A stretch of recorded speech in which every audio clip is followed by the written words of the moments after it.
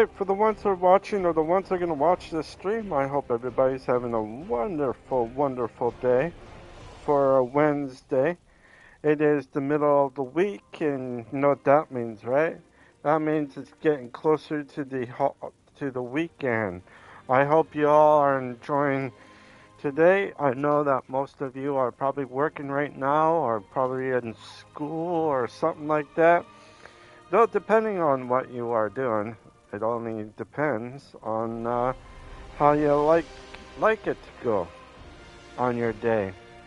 It is a bright and sunny here and where I am, so it's always good.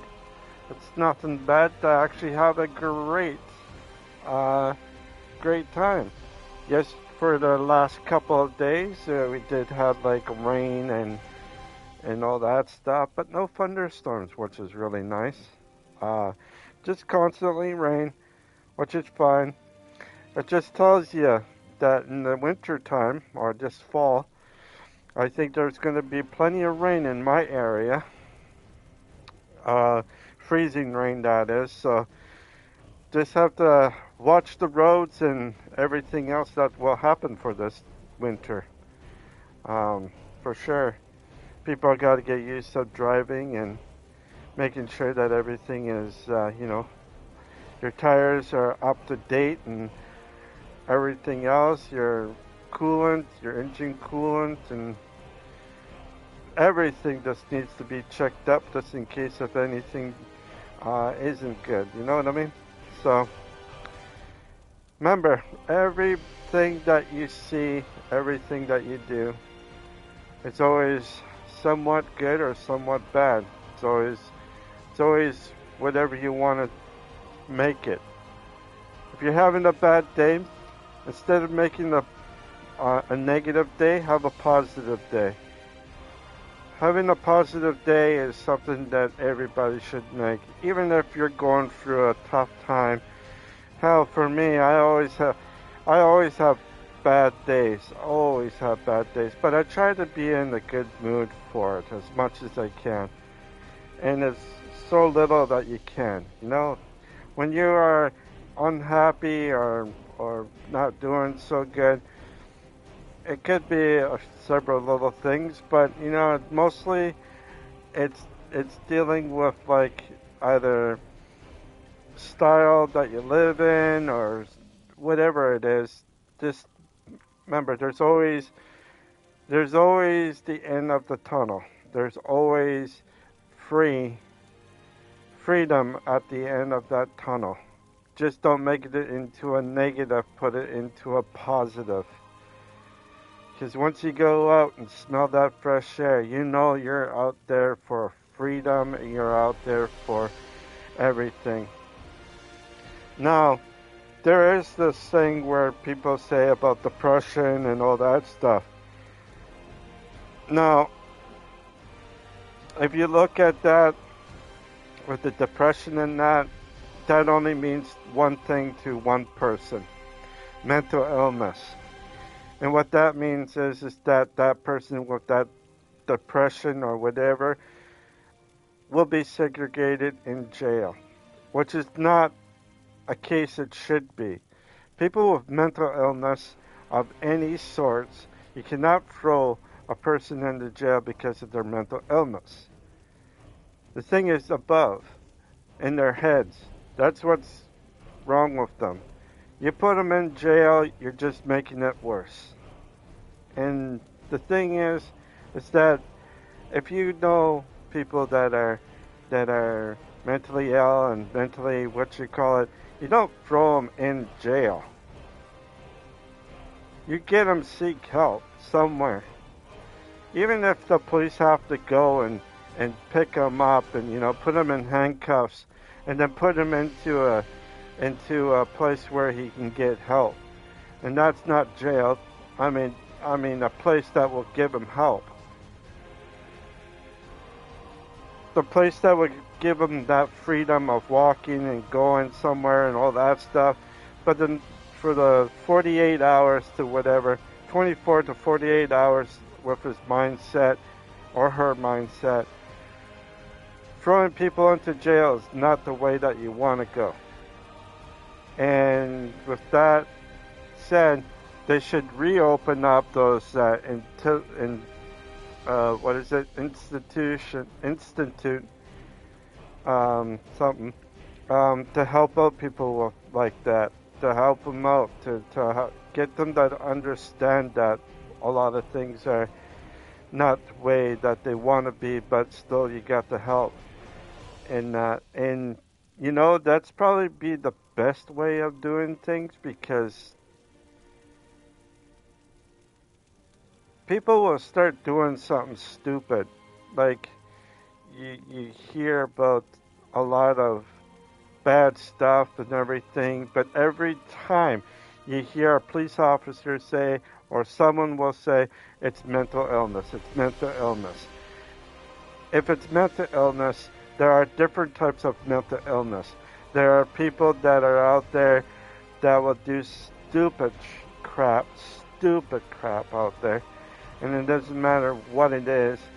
And if they're gonna hurt people, like strangers and friends, or even like friends and that would be mental illness.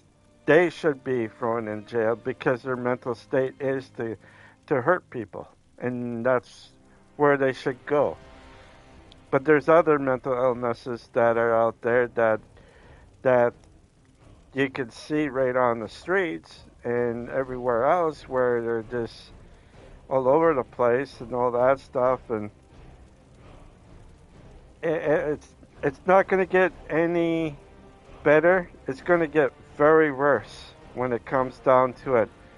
My predictions are, and everything else says it, roughly around in the 30% to under 40% range of homelessness in Canada will rise by the end of the century.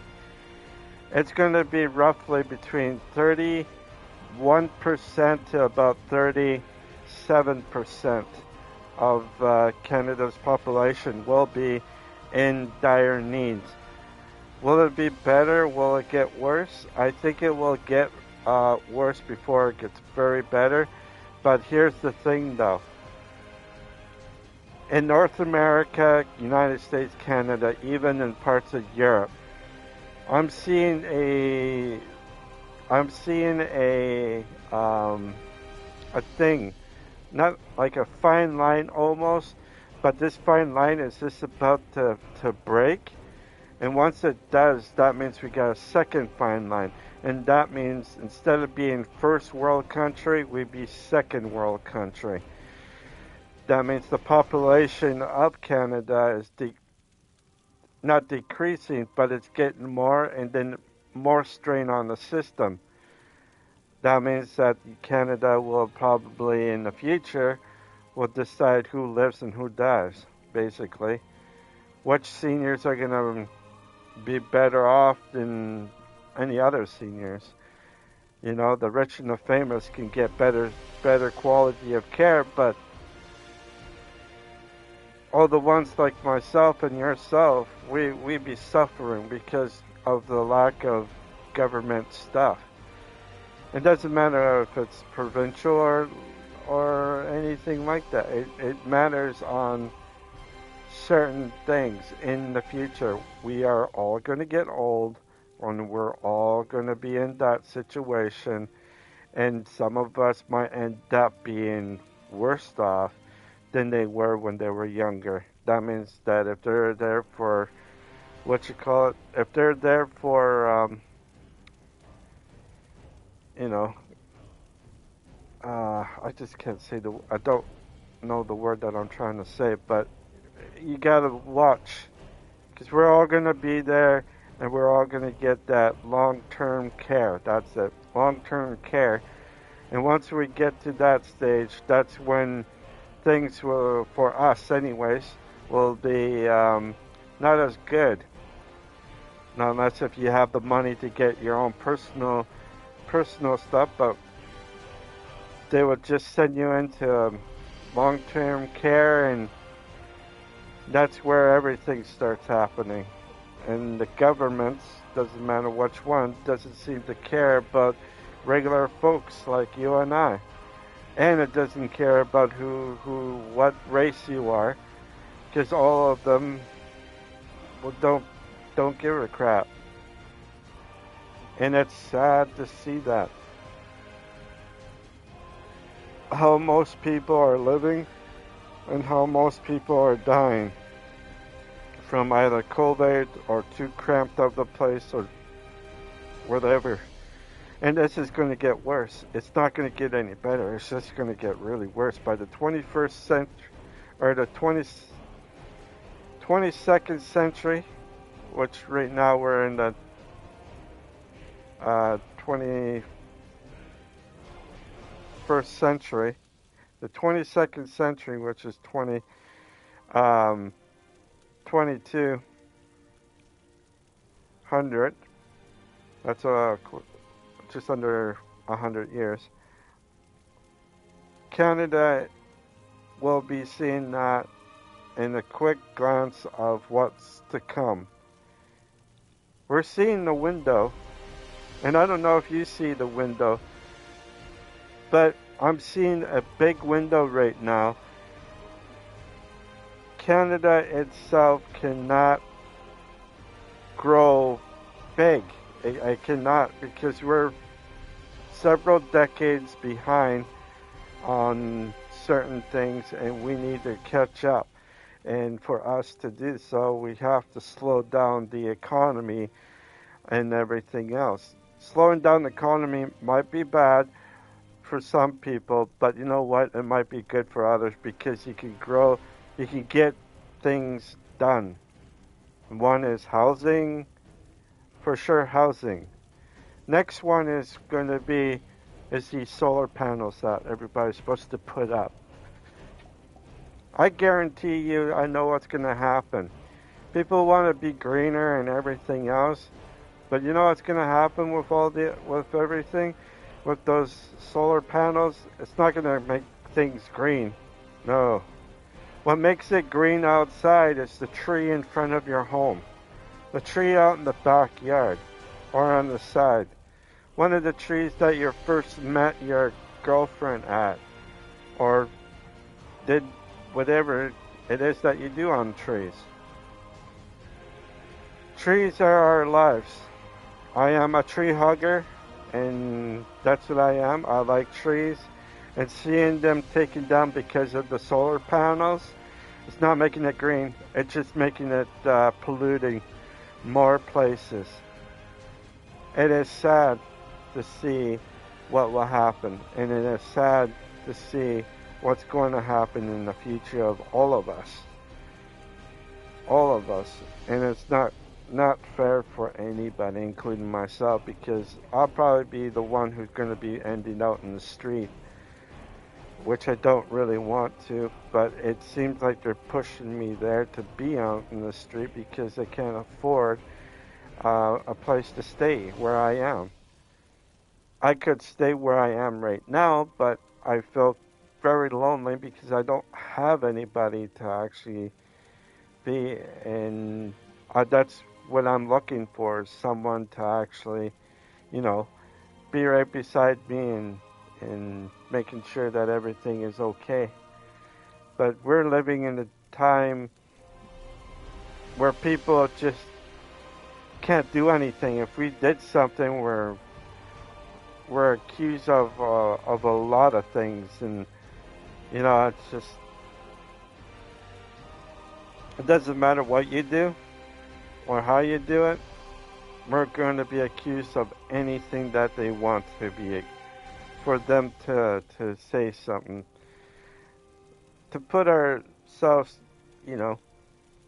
But I'm not here to make like, oh, I got cash, oh, I got this, which I do not have. I wish I did. If I did, I would probably live a little bit better than I am living right now. I probably live in a condo or something like that, and me staying in a condo would probably be one of the best places. Being in a condo. Condos are places for people like me that don't like doing home work stuff, meaning that if it's certain things, like I can't, a house is just too much. I don't think I'd be able to live in the house. I would live in a apartment or live in a condo or something like that, but I would never live in a house or a trailer. I did live in a trailer. Trailers are okay, but like I said, I'm one of those type of guys who just can't do it. Like, with all the stuff that you have to do, like shoveling, cutting grass, painting, mowing, like with all these upgrades and all that stuff, it's just a little bit too much for me to have that thing, you know. If you had something a little bit different, then it would be kind of different. But just so you know that that's what's happening. So yeah. But anyways, if you're gonna like this stream, please leave a like and subscribe. If you don't want to do that, that is fine. Want to check out my other streams, you sure can. But if you like what you see, please put a like down and subscribe. And like I said, some places now are going to be second world country in the very future. I don't think it's going to be very long before that even happens. Other places that are second world country might be first world country or it might be third world country, it all depending on what's happening. There are a lot of talks that certain places are going to be, well, just say they're not going to be the same. Others are going to be a little bit more different. So you're going to look at a lot of fighting and disagreements because of different things, you know. But anyways, let's continue on and hopefully we can do the best, because I hope that all of you are going to enjoy this stream as much as I will be playing it. Here we go. And solo. And we're right here.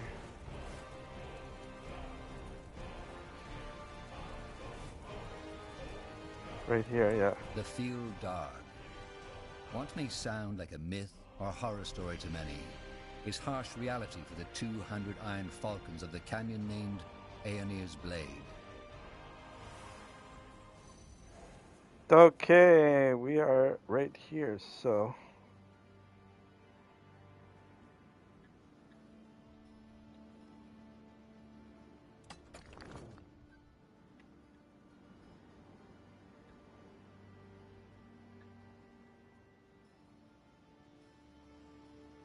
Oh, shit.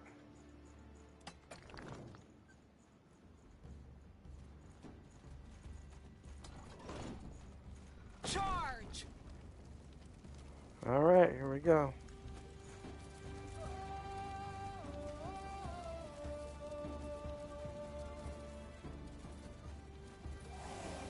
I understand. It will be bloody.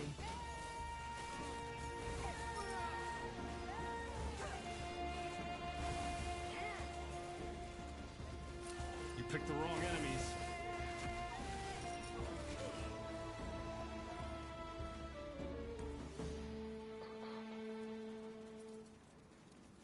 Here we go. Here we go, she says.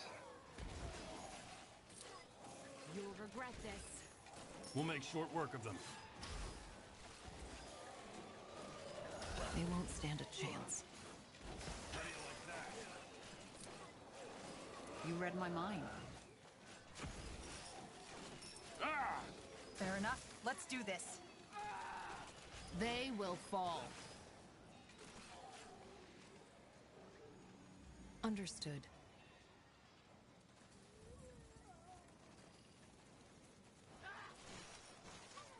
Blazes! Help me, somebody!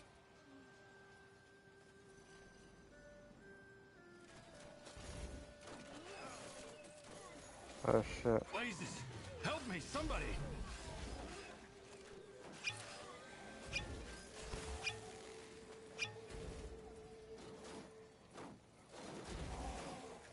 Ah!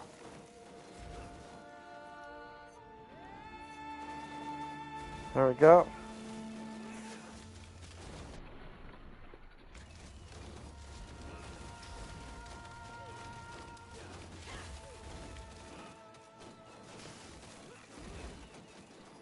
What?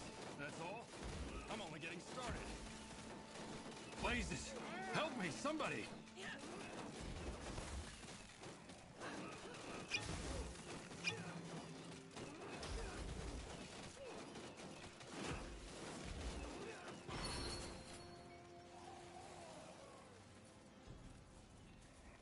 Prepare yourselves. This place is a...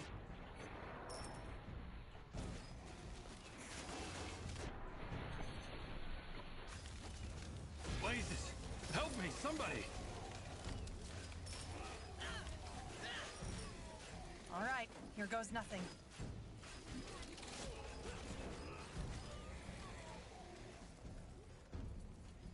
Alright, I got that clear.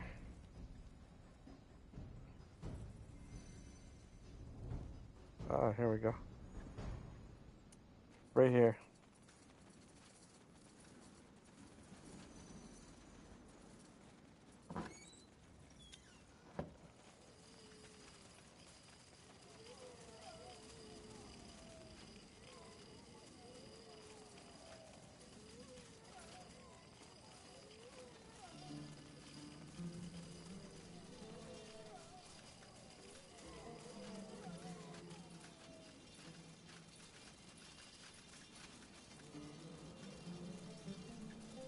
Whatever's necessary.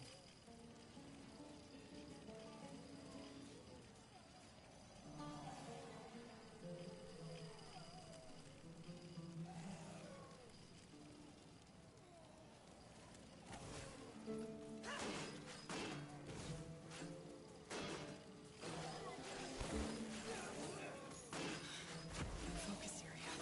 Focus. We're being attacked!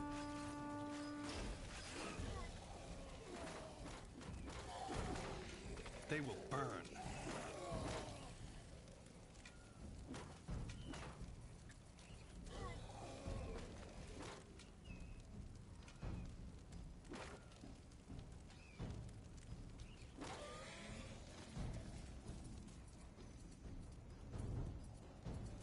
I'll make it Walking quick. corpses. Take them down.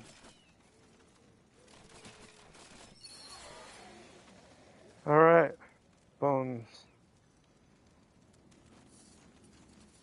Right on.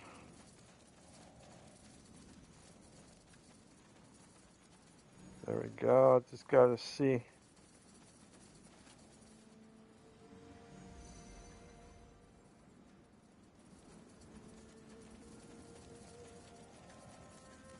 There we go. Now would you look at that? There. No, this can't be. They're all dead. Oh, really? Just how did you guess that? Seems I'm late for the party. Good job you did there, High Keeper.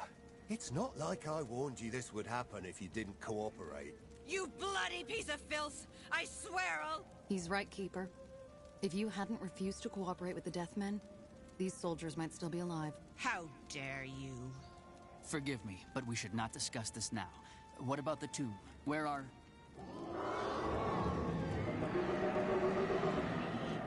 What was that? The Vile Dark.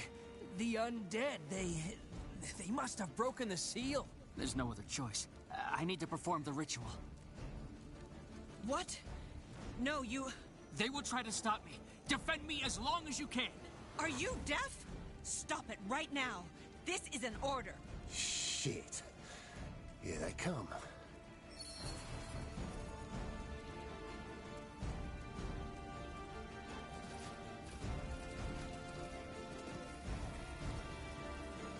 More of them. This place is a bloody graveyard. You picked the wrong enemies. stand a chance. You asked for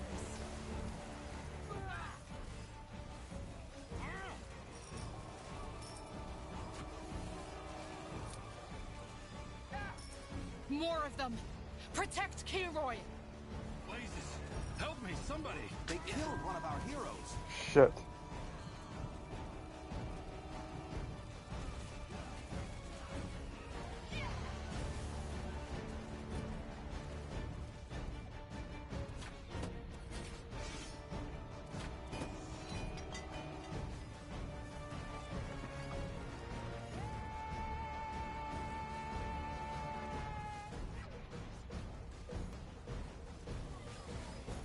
More of them! Protect Kilroy!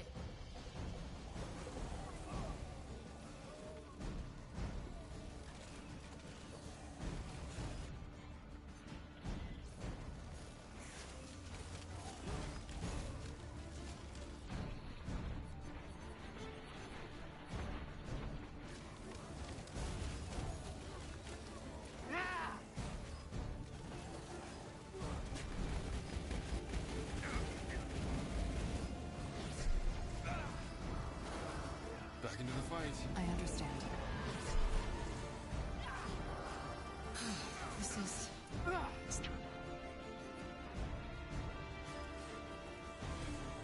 It will be bloody.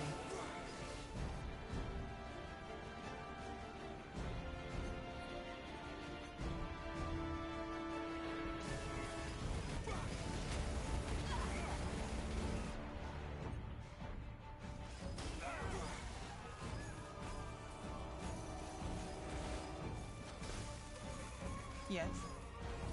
Get ready.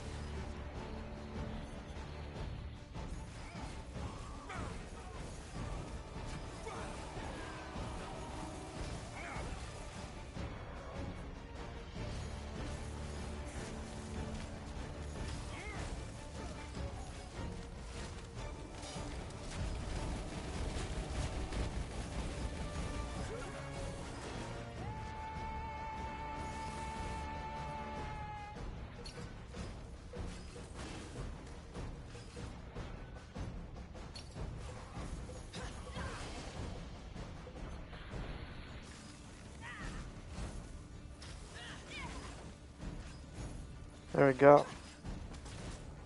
He gone.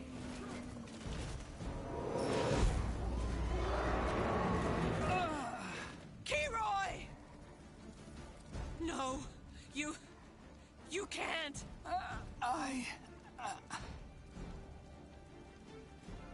All right. Shit.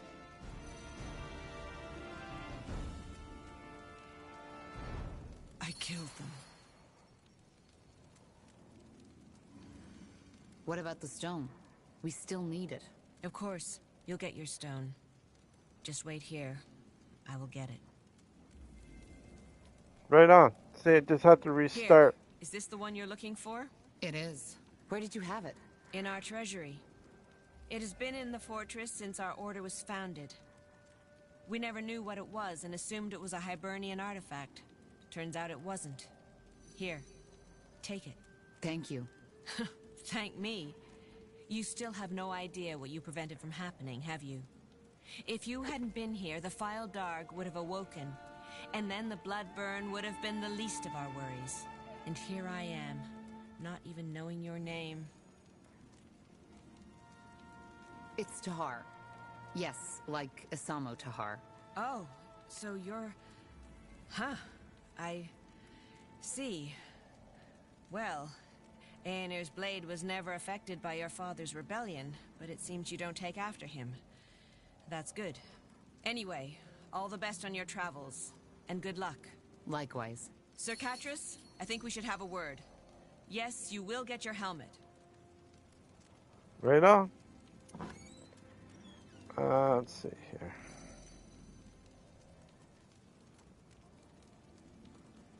It's a helmet. Undead.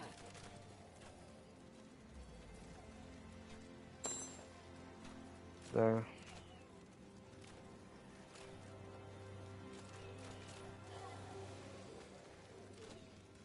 Okay, where do I need to go here?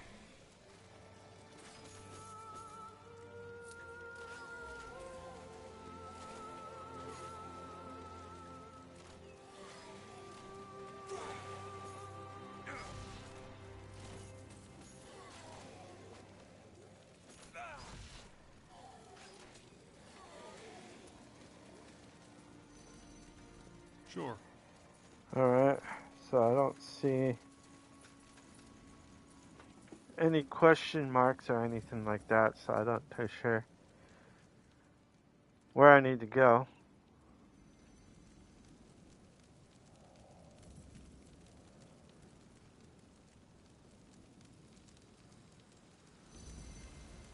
I understand.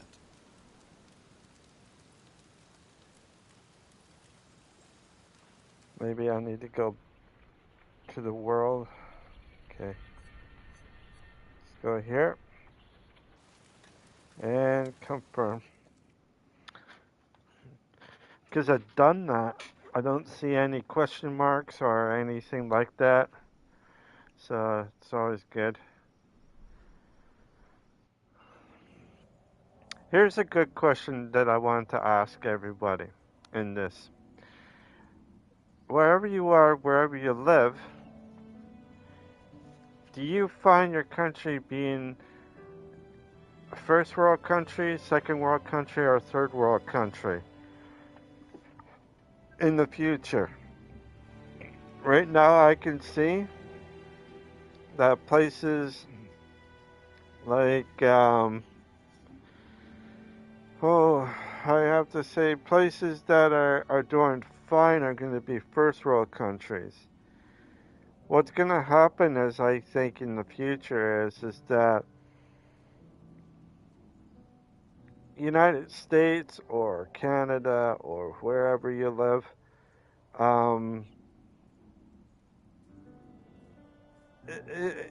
territory and all that stuff is going to be the same.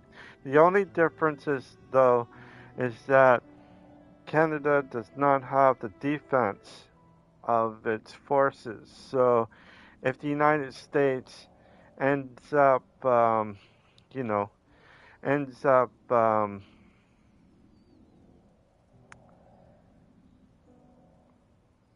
falling or tearing itself apart, because you can see right now how much the people are seeing each other.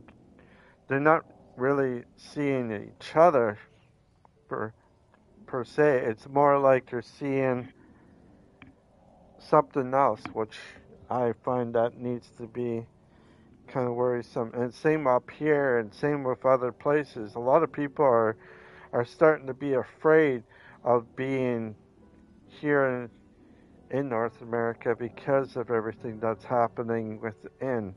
And that is very scary for a lot of people.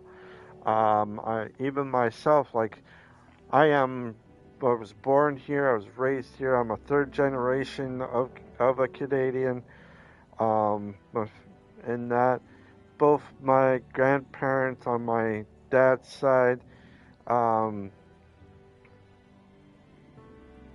or my grandfather on my dad's side, was Canadian. He was born Canadian. Same with my grandmother. She was born Canadian. My mom's side, she has a father that was born in Finland, but was brought up here later in life. So there's quite a bit of stuff that's happening. I'm more of a third generation than that. I also have a grandfather that's on my mom's side. On my mom's side. Her mom is Canadian. Her dad is Canadian. So it's like in that direction. So I'm more of a third generation, maybe closely the fourth generation. Yeah, definitely being something that I never been to, like I never gone to England or anything like that. But if I had to choose to live anywhere, um, I would live in New Zealand or live in Australia. Those are the two places that I would actually live in. And you hear a lot of stuff about New Zealand and how New Zealand's like Canada. The only difference is the population is not as much. But there is quite a bit of earthquakes in New Zealand. and I think that's why the population there is quite small because of the earthquakes. Otherwise, there were probably 10 million, tens of millions of people living there right now. I think there are only under 6 million people. So yeah, um, it is something to see. I don't think the population of New Zealand will get any bigger than maybe 10 million in the future. Just have to see. Australia will be somewhat big, but somewhat small because a lot of people are saying, or politics or analysts or whatever you call them, saying that in the future Australia will be poor because trading back and forth between New Zealand and Australia is will bankrupt, and they do other Eastern Asian type places, but it's not the greatest. It's not the greatest. They have to go south or they have to go north or whatever. So each way you look at it, it's always different. Now let's go here. Tahar, I guess I still owe you an explanation, don't I? About that bandit in Farland's Hope. Do you? I do. First off, I appreciate that you didn't stop me. It was what most reasonable people would have done, I guess.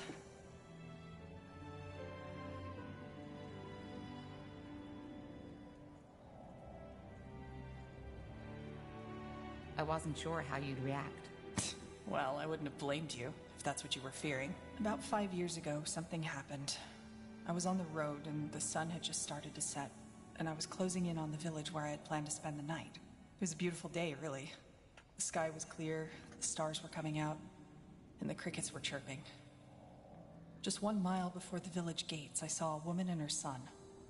Or at least I thought he was. And they were surrounded by 2 men and a woman, who were pushing her around, tearing her clothes off. She was weeping, begging them for mercy, and her son, who probably didn't realize what was happening, was holding her leg and crying. That woman's screams were horrible. What I remember even more was the crying of that poor boy.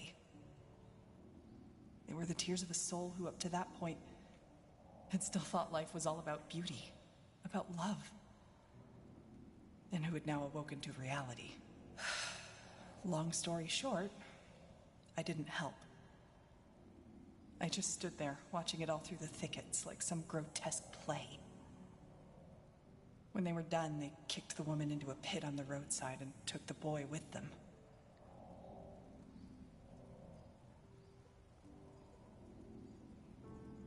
And that was why you tortured that bandit? I guess. That woman the bandit in Farland's Hope killed. I don't know, but something about her reminded me of that summer night. And yeah, I know, it was a stupid thing to do. Stupid and above all, pointless. Making that bandit suffer didn't help anyone. Neither the woman he had tortured to death, nor the one on the road, or her little boy. I just couldn't help it. It was as if some dark part of my mind had taken over.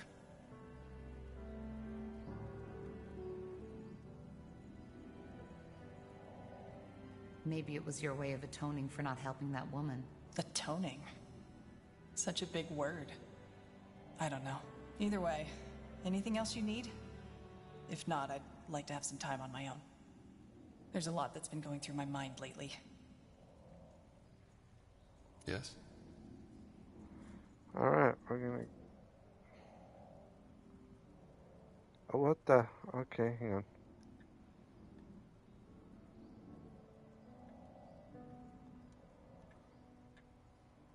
Okay, here we go. Corporal? Need anything? How you holding up? Fine, I guess. Thanks for asking. You know, Corporal, I've been meaning to ask you something. Yes? Well, not knowing your mother and all that shit your father put you through. Do you ever feel lost?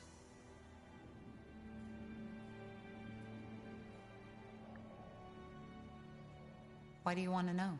Oh, I'm just wondering, I guess. So, what's your answer?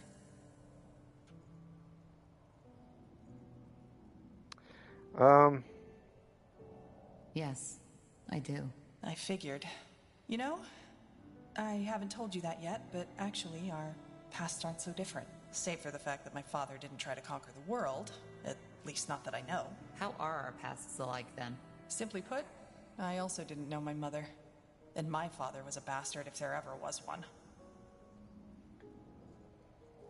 What happened to your mother? She died giving birth to me. I'm sorry. It's all right. As I said, I never knew her. I take it you and your father aren't on good terms then. You are of great wisdom, Dahar. No, we were not. I was and still am the only heir of the family, and if there's anything my father ever cared about, it was prestige. You see, it might not be obvious, but I'm actually of noble blood. Pure blood, as Finn and Mir elves call it. Nothing impressive, small nobility. You know, similar to the kind of Nortander nobility that's always around at royal festivities, licking everyone's boots so that they just don't forget about them. There's nobility in Finn and Mir? Oh, yes, there is. They don't call it that, but essentially Finn and Mir is an aristocracy. How so? Well, as you might know, elven culture heavily revolves around the White Tree, a gift from their goddess Ellen. Simply put, the tree is revered and guarded by a group of mages, of seers, called the Council.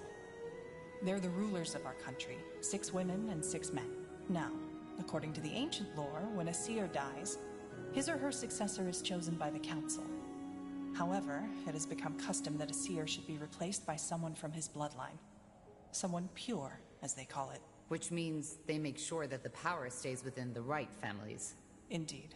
And even though elven families in themselves are small, if you count all the cousins, aunts, and uncles, the members of just one council family could populate a whole township. In other words, the closer your blood ties with the council, the closer you are to the White Tree. And thus, the higher your standing. So I assume your father put you under a lot of pressure. Yeah, that's one way to put it. I barely had a childhood.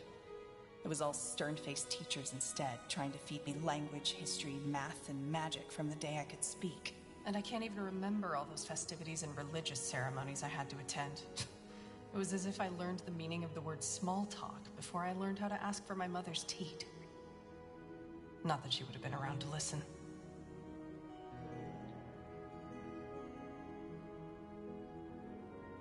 What was your father hoping to gain from this? Isn't it obvious? He wanted to marry me off, and thus expand our petty little family's prestige. Oh.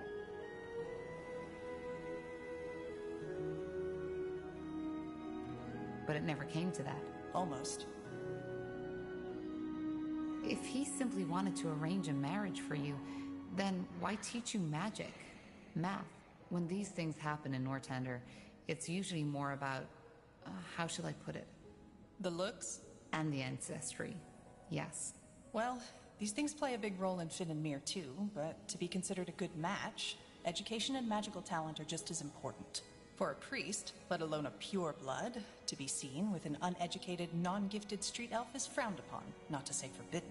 Also, from what I've learned, it's mostly young women and girls who get married off in Nortander, isn't it? Yes. Well, this isn't the case in Finn and Mir.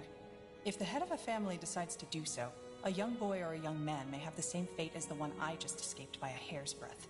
But this is a topic you could fill books with. Probably not for now.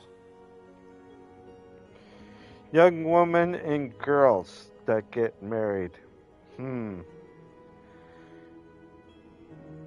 some countries they are like that. In some countries they're not like that, like here. But things could change from a switch, meaning that it will probably end up being like that in the future, where young kids will be married off to someone to pay for like the bills and all that stuff that we are seeing in other parts of the country where they have no choice but to do that. It is scary, though. It is very scary. If we ever end up having something like that, people with children that are young now might be okay, but in the future with their children might be not as lucky. Meaning that 20 to 30 years from now, if your child is in her 20s or in her early 30s and she has a child, you know what that means, right? That means like by 2040, if your child is born now, by 2040, when she gets in her 20s, she might be having a tough time with certain things. And what is sad, though, in some cases, that they will sell their child for marriage or even sex, which is pretty illegal. It's not right to actually do that, but there are cases like that for the families to be fed or whatever.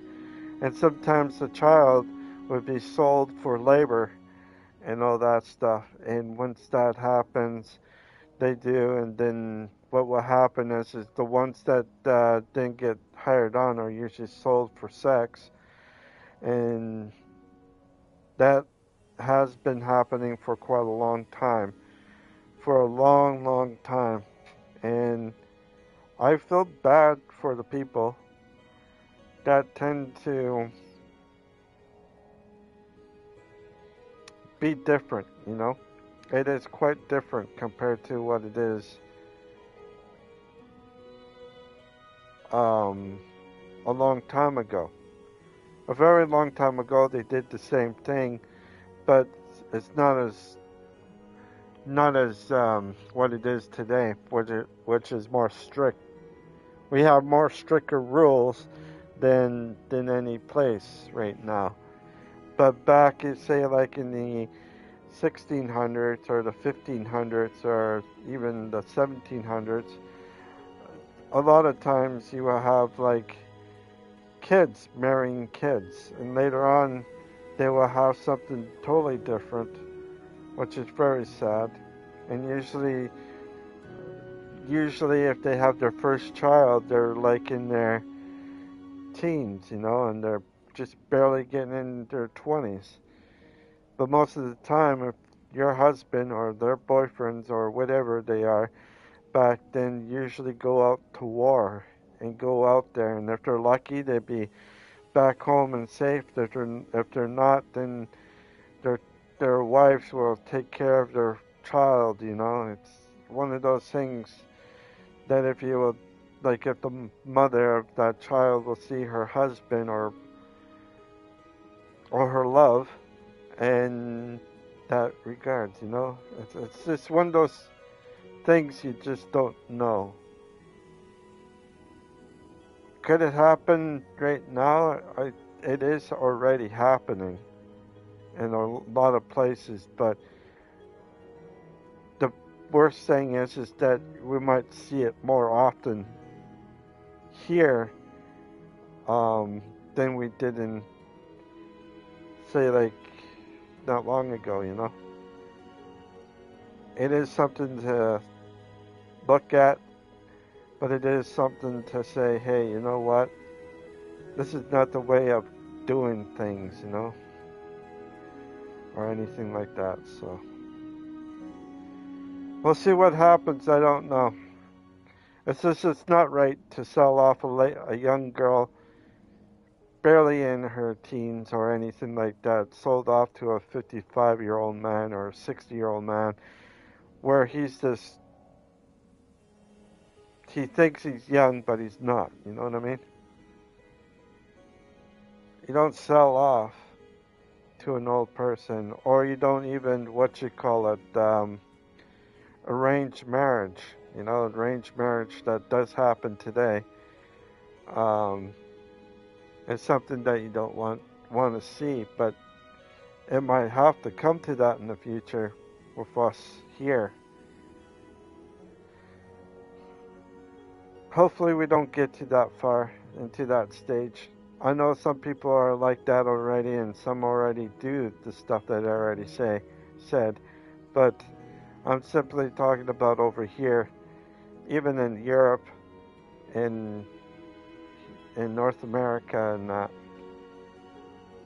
I don't know about Mexico or anything like that. I don't know what there are what their laws are different or what, but definitely gotta watch out for a lot of things. I see. How about friends? Oh, that's another topic. I was allowed to go out and play as long as it was with the right people. Still, I didn't, which was my choice, really. One of the few I made in those years. I preferred to stay on my own. How come? I don't know. See, I've always felt a bit ahead of others. As you know, we think in other dimensions than you do. Our lives are a lot longer. What that means is that an elf who has seen 20 winters is still considered and looks like a child. Thus, behaves as such. I just never felt at home with most people. Especially around my age. And that feeling never changed. Where's your father now? Dead as a doornail. He got assassinated some years before I was allowed into the priesthood. Assassinated?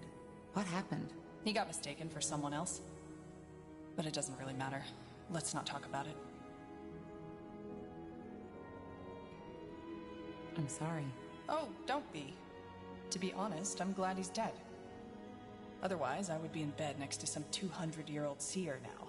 You see, Tahar, if there's one thing I took away from all that, it's that there's no greater power in life. Or, if there is, it doesn't care. Murderers live to be 100, children die in the birth beds. Ultimately, the biggest fallacy is that we like to believe that there's someone who gives a damn. We're on our own, and we have to make the best out of whatever life throws at us. I did. And even though not all worked out as I had planned, I'm here. And I'm free. That's a cynical way to see things. No more cynical than to believe that the gods care. Why? Well, if you had the power to intervene without risk and you don't, what does that make you? A textbook cynic, and definitely not someone I'd like to have a drink with, let alone worship. Oh, But the itchy Guardians back are here. real. I never said that they weren't. But tell me one thing. Why is there cruelty when there's Shanna? Why is there injustice when there's Arian?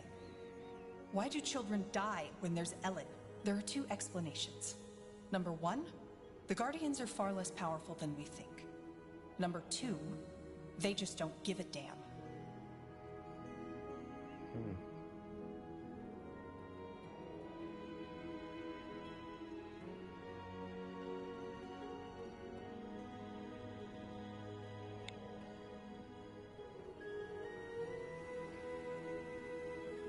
Or maybe we're just not meant to understand.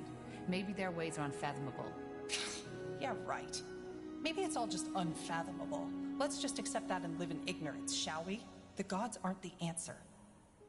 Yeah, every once in a while there's the token miracle healing. The chances of your prayers being answered are next to none. So you can either sit on your buttocks hoping that some god will take pity, or you can take your fate into your own hands.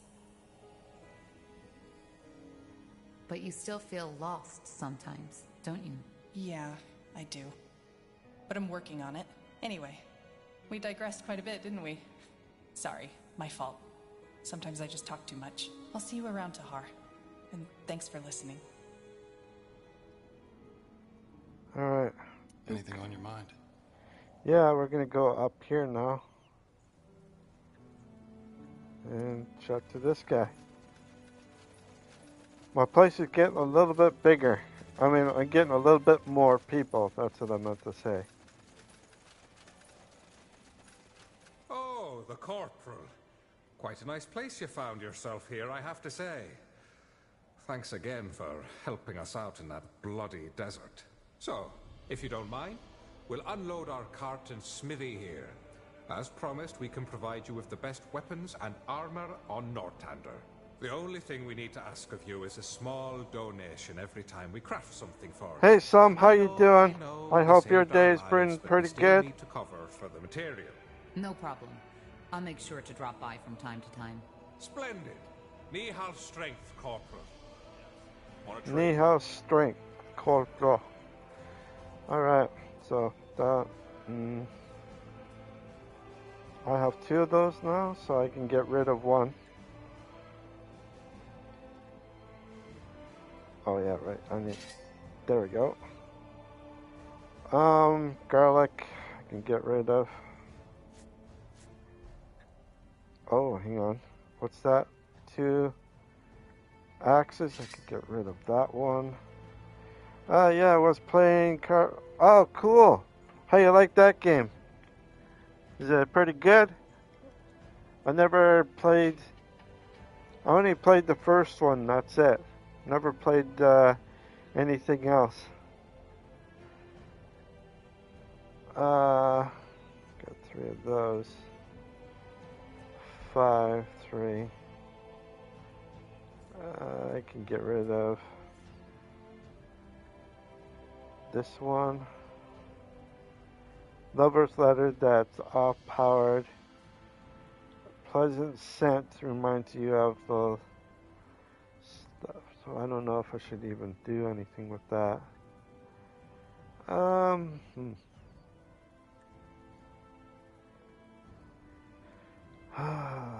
Far Cry 2, Far Cry 3. I played Far Cry 1. That's the only one that I played. I haven't played anything else. That was on the Xbox 360 that I played Far Cry. I don't know, it was different.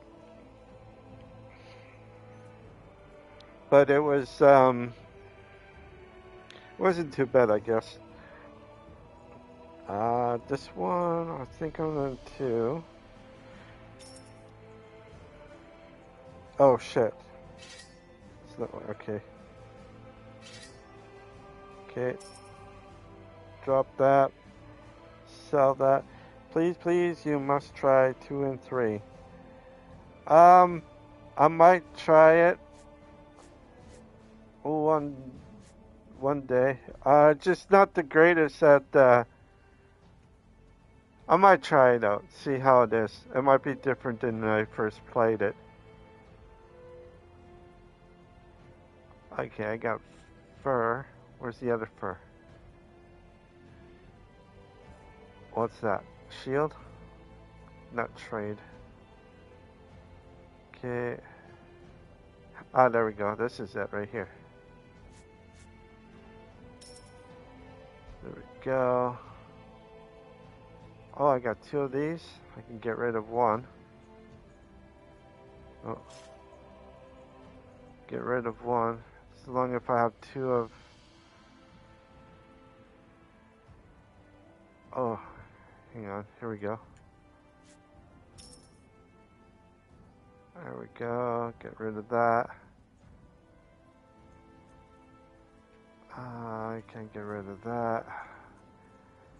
It's open world FPS RPG like Fallout 4 and 76. I'll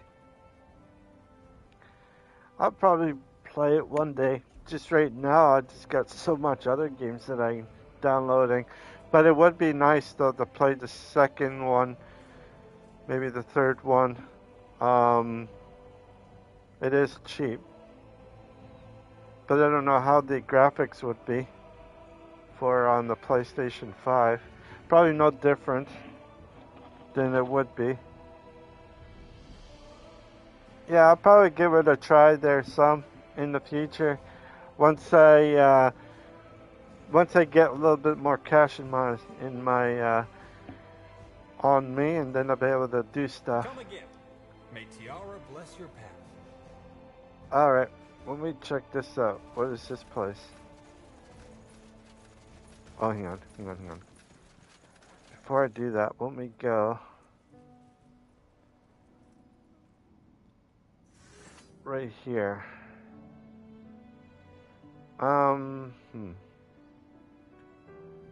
Do this. Boom. Boom. Now. This one here. Do this one. Right here. Boom. Then boom. This one here will go.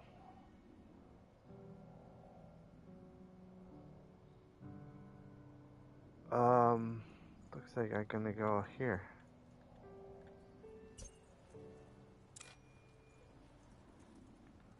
Okay, this one.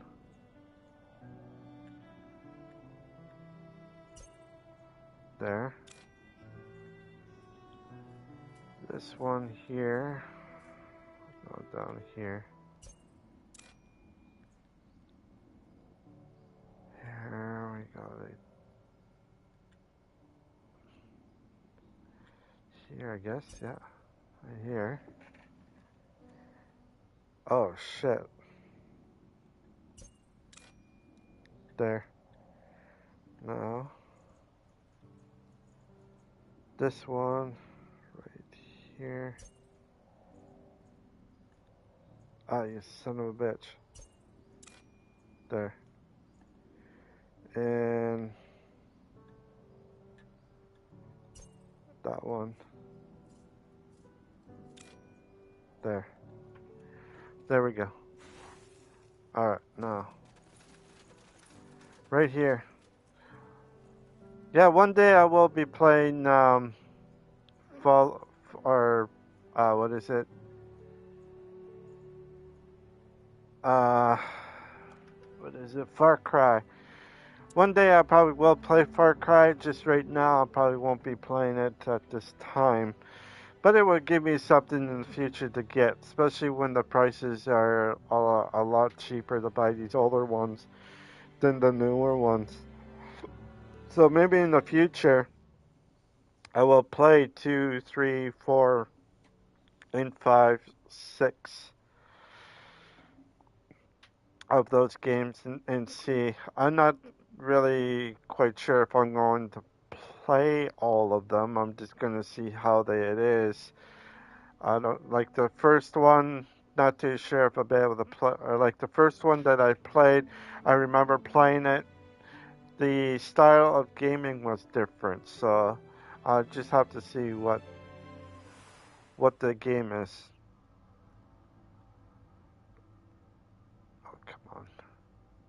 Okay, we're going over here. Yep.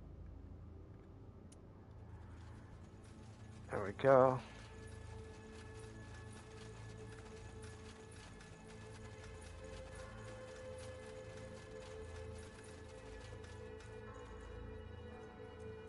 Tahar, finally! Do you have the stone? I do. What I now? do. How do we connect it to the Nexus? Well, I've done a little research on that. It should be pretty straightforward. Give me the stone for a second, please. Sure. Thanks. Now, let's see.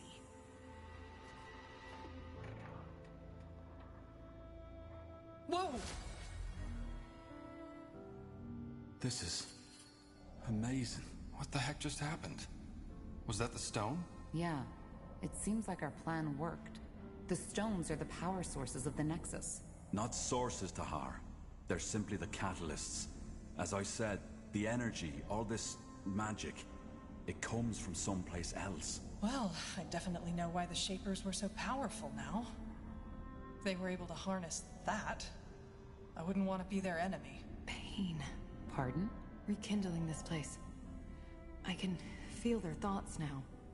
At least, some of them. You mean the Shaper's thoughts? Those who connected themselves to this place. The ones who had the power of telepathy. They left an echo, and whatever wiped out the Shapers, it caused pain. Horrible pain. I see. Well, fascinating or not, we need to connect our minds to the Nexus to find the source of the bloodburn, right? Can we do that now? No. It's not strong enough yet. Well, we knew that already. We need to find the second stone first. Let's head to Everlight and find that archaeologist. He's our best chance of finding that island. Aha.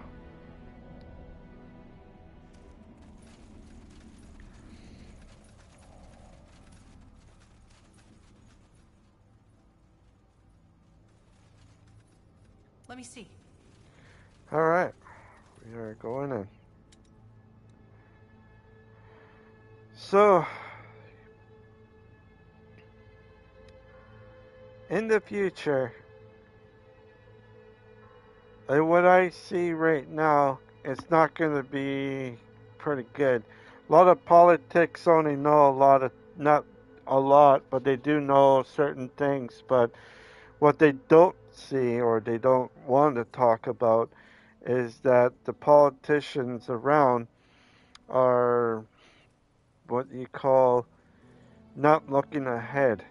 They're only looking as far as they are on their politicians. So if there are if they're politics, and you have two, you have conservatives and the liberals, but there is no third politician.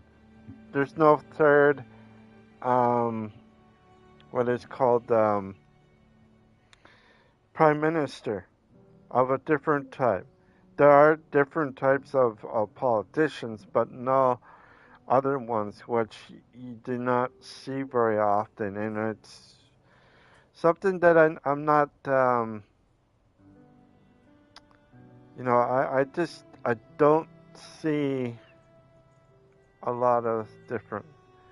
You mean centrist? I think so. That's what I mean.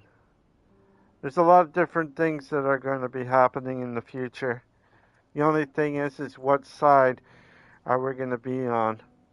And here where I live, I see a 30 to 37, 31 to 37% of the population here in Canada will end up being homeless by the end of the century.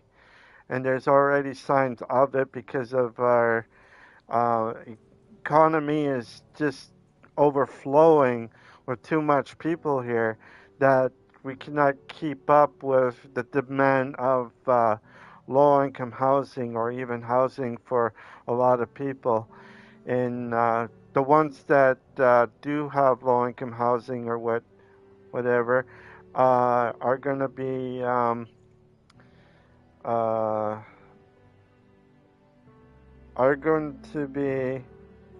left on the dark or left out in the street because there's so much immigrants that are coming. They're taking over these type of places. If they are coming from a different country and they're coming here, the thing is that there's just so much people, just not enough buildings to put everybody in. So I was thinking to myself is that if I ever wanted to have a country or be in a country, I'd rather see the country get more homes in the future, like build more stuff in the future, apartment buildings, like a lot more apartment buildings, a lot more other stuff. Not just in big cities, but even in smaller cities or smaller towns, should also have apartment buildings and all that stuff so that everybody can be able to spread out evenly. But what's happening is that they're not spreading out evenly. They're taking up whatever that's if there's a spot for them, they would go here and they what you call it, and then as well jobs are being taken over as well. But here's the thing, though: some of those people are looking for jobs, but the government or the people that they get their jobs are using them as labor, labor, not labor people, but slaves, labor slaves, and because they know they can get away of paying them cheaper than you would be uh, if they were full Canadian or full American or full whatever. There are a lot of jobs out there that use a lot of labor from different sources because they're a lot cheaper, and that, and that's the worst of it is that the economy can't pay people a lot of money because if they did pay them a lot of money, they would end up being broke themselves. So the only way they can do it is having people from the outside working with them, guaranteed that they will have a job, but guaranteed that their safety is not the issue, or anything else like that. They're just take them off the street. Here you go. We got yourself a job right there. Are you from Canada? They say no. They can tell right away, and they say you got a job here because they know that they can use you as a slave because you have less demand, and that's one thing I do not like at all is where people are being used as anything like that. And there are a whole bunch of people out there. Apparently, there are companies that will buy uh, sort of like slaves into a job and then keep them in the back just as long as they're not out in the open. If they're out in the open, you're going to have a problem, especially if they don't speak the language that it's supposed to be spoken, right? So, I don't know. The way things that I see, we're going to see a lot of people being homeless, being jobless and everything else like that, because there's just so much people coming from the outside onto the inside here, but the people here that are looking for jobs won't be able to get jobs, like the youth. The youth of North America are going to find a hard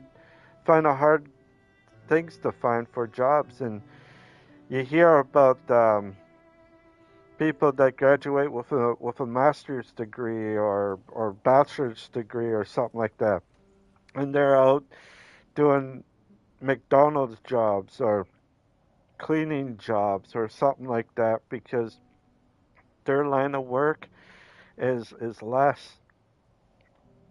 But here's the thing though, it's not all bad for a lot of people what they think.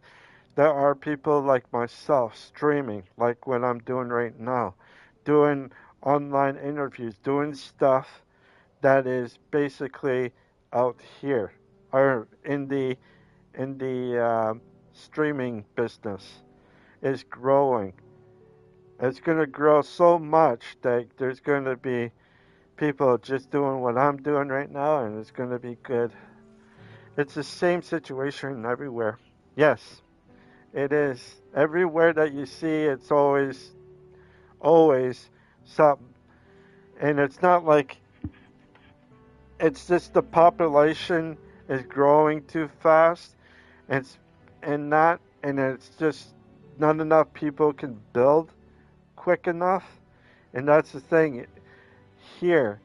And the Aboriginal people that live here in North America said one thing that I do agree on. What they said: no more, no more immigrants for a little while. Let us grow slowly. Meaning the economy will still grow. It's just going to grow slower than it would be if you bring a lot of people inside. That means it would keep up with the demands of low-income housing. It would keep up the demands of jobs and other things as well. And I think that's the most important thing for everybody is jobs. And jobs that they can afford and everything else. Like, so that they'll be able to afford living instead of going paycheck by paycheck on knowing that if you miss a a payment on your home or something like that, you're struggling to get back up, and you have to make a several um, what is it called sacrifices throughout your life, and you don't want that. Nobody wants to sacrifice amount of stuff because you're not socializing with a lot of people. You're morally working your butt off, and a lot of times they don't care. If you die at your job, okay, you're 347,000 person that died from this job. Okay, send them off and all that stuff. You're a number. Basically, you are a number. We got another person that will work his job or her job and all that stuff, and it's just something. It's just something that I don't like to see in a lot of cases. Okay, let me go to this person and talk to this person. Interesting. Tahar, what is it? Okay. There's one thing I've been wondering about.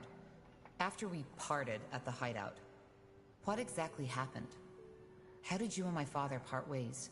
Good question. I guess it all started with the relics, the tomes. You remember them, right? Yes, he was hoping they'd help him to win the war. Exactly. And there was this one moment when he found the 5th tome. When I came to a realization. You see, there were all those bodies. Enemies, but also many of our people. We had shed so much blood, Tahar. But Asamo, he didn't care. If there was any grief in his eyes, I couldn't see it. And as dramatic as it may sound, that's when I finally understood that we had lost our cause. This wasn't about ideals, about us mages anymore. It was about him. Whatever his intentions had become. And that's the reason Zane, Helena, and I betrayed him.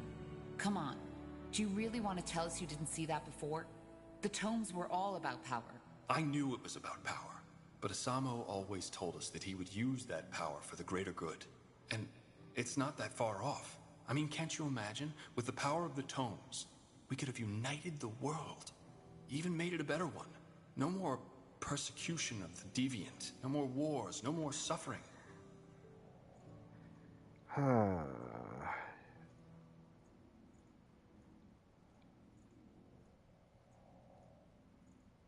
Maybe. But my father certainly wasn't the one who should lead it. Maybe not. Oh, right there, okay. Yes, Corporal? How can I help? Well, there's something I've been meaning to ask you. How did you become an assassin? Why do you want to know? I want to know... Just answer. Because I want to know my allies. Huh. I see. In short, my mother sold me. And after an incident, my owner noticed my talents. He started to train me to carry out jobs for him. And when I was 17, he had an accident. I've been an independent assassin ever since. Your mother sold you? But where? Why? Because she needed the coin, and already had 4 children to feed. And as for your first question, where there is demand, there is a market. Particularly in a big city like Greyfell. It's not as uncommon as you might believe. See, just like I was telling you about what she said, that's how some families will sell their own children for either a debt or just because they can't afford to take care of their other child.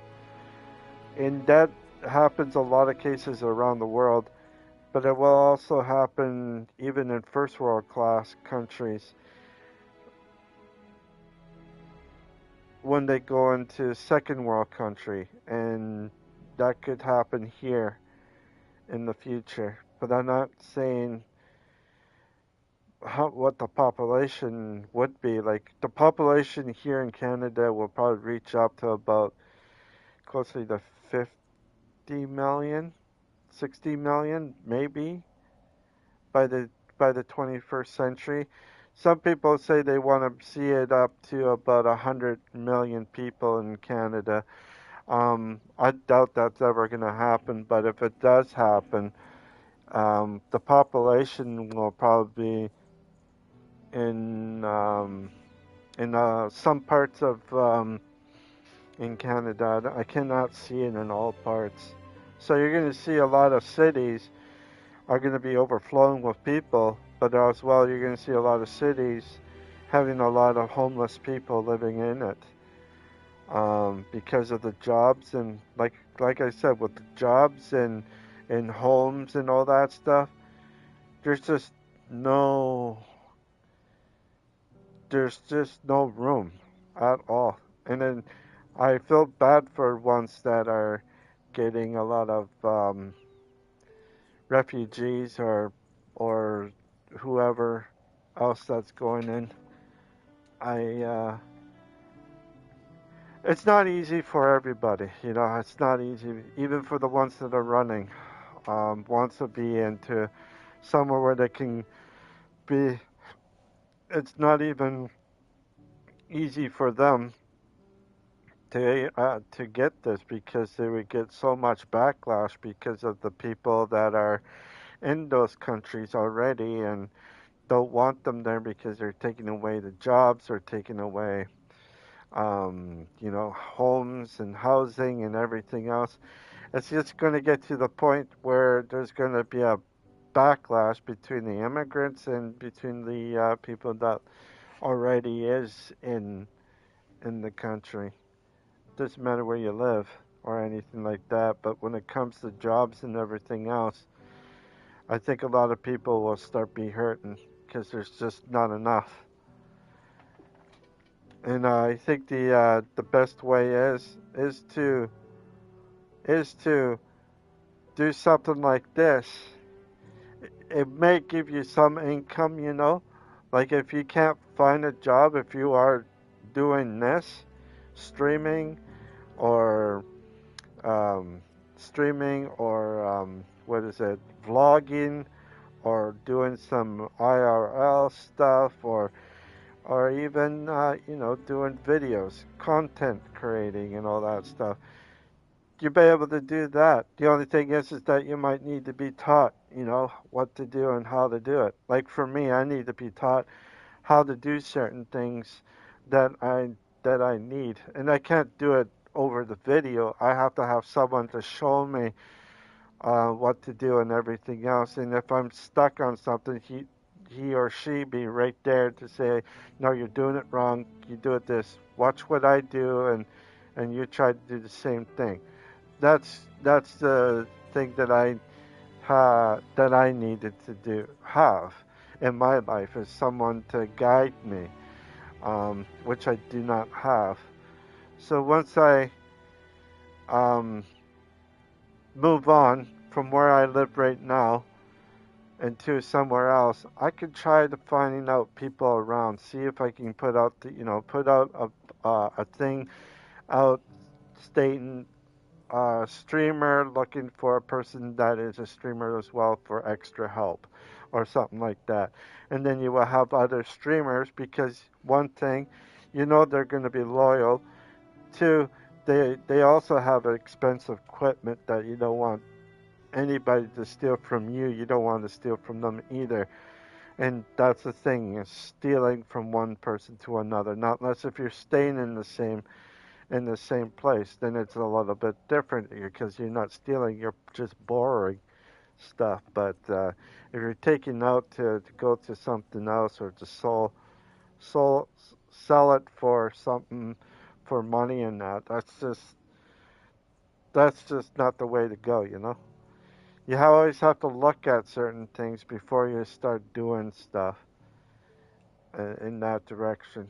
And it's so hard um, for anybody to do anything because, like I said,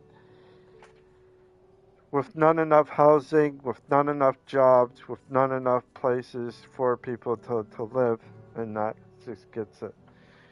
It's stealing if you don't ask permission before taking stuff. Yes.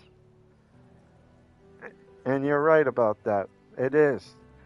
You can't take a person's equipment without asking or whatever. But if you take and you ask and say, sure, you can have it, but as long as you can bring it back or replace it with something else, like replace this, something. It just, if you're living with someone with like what I have as a content creator, you definitely want to live in the same place with other content creators or streamers or something like that. Because if you're not with anybody like that, more chances are of them stealing is greater than anything else. And that's what you gotta look for. You gotta look for people that are respectable, that does the same or is something similar that you do, and then go from there. And interview. interview the person as well. If you're going to interview them, or if you're going to a place and you're unsure, interview them in a different way so that they're interviewing you, but you're also interviewing them and seeing how much respect that you would get with your equipment and with your stuff that you do, and especially for sleep. If you have health problems, how you are, if you have to leave to go to the hospital for some reason or something like that, how respectful would they be with your stuff and all that stuff? And it's just all these things you gotta look at. Like with me, with having IBD and all that stuff, and for having a colonoscopy or endocoloscopy, something. Um, those things, like one day I'd be right there, next day I could be what you call high as a kite, and then I might say yes or I might say no, but in thought up here, you have to make sure that the person is mentally okay, like for a lot of stuff. Because if he's like a little bit high on the progress or whatever, you should take your time and wait for the next day, maybe.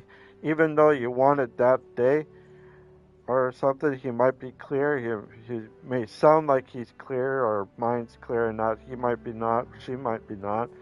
Who knows? And all that stuff. So, alright, sorry about this. I continue with the story. How do you feel about this? Your mother selling you off? Well, I used to feel strongly about it. Now I've simply accepted it as part of my past. But there are plenty of reasons for that. You're saying there's a slave market in Greyfell? Slaves, sex, murdering for pleasure. Just imagine every dark desire you can think of. And you know what the Greyfell Bazaar has to offer. I find it interesting that this surprises you. Didn't you serve in the Royal Army for 8 years? I only joined shortly before the Mage Wars started. And the Greyfell affairs were the responsibility of the Greyfell Guard. I just didn't know. Well, now you do. I do not agree with the purity of light in most aspects. But they are right when they say there are many sinners in this world. If you believe in the concept of sin, that is. Huh, okay. Yeah. Even if she needed the money, that's despicable. Well, to her credit, she didn't take it lightly. At least as far as I can remember. I was only 7 when that happened. That doesn't make it better. That's quite the story. Is it? So, who was this man who bought you? I won't talk about that. This chapter of my past is done, and I want it to stay buried. I understand. I'm glad you do. So, tell me, Pariah, how did you become the Betrayer's child in the first place? It's rare for a child to defy their own father.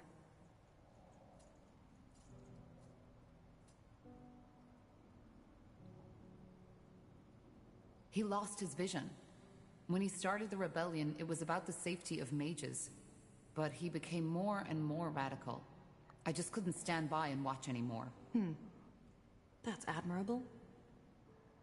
Well, thank you for sharing this with me. Either way, is there anything else you need? How do you kill people for a living? There's something I've been wondering. How can you kill for a living? What do you mean? How can I align it with my morals? Yes. I don't know if this is the right moment for this conversation. Maybe another time. Alright. So I'm done with that. Let's go here, talk to him. Exciting, isn't it? All that energy. The Shapers must have been gods. True. It's intriguing. That's one word for it. Tahar, I need to say this. I'm glad the Harbinger sent you. You made a dream of mine come true. More than one, to be honest. But anyway, we still need that second stone. Is there something you wish to discuss? Yeah, do you need something? I'm a tad busy. I Okay, here we go. I'd still like to know more about how you ended up in Northander. Bugger and blast. Here I was hoping you'd forgotten. Huh. Alright, I'll tell you. But only under one condition. Yes? That I get to ask you a personal question too. Then we have a deal. Go ahead. I'm listening. Fair enough. I was born in the Windwall Mountains.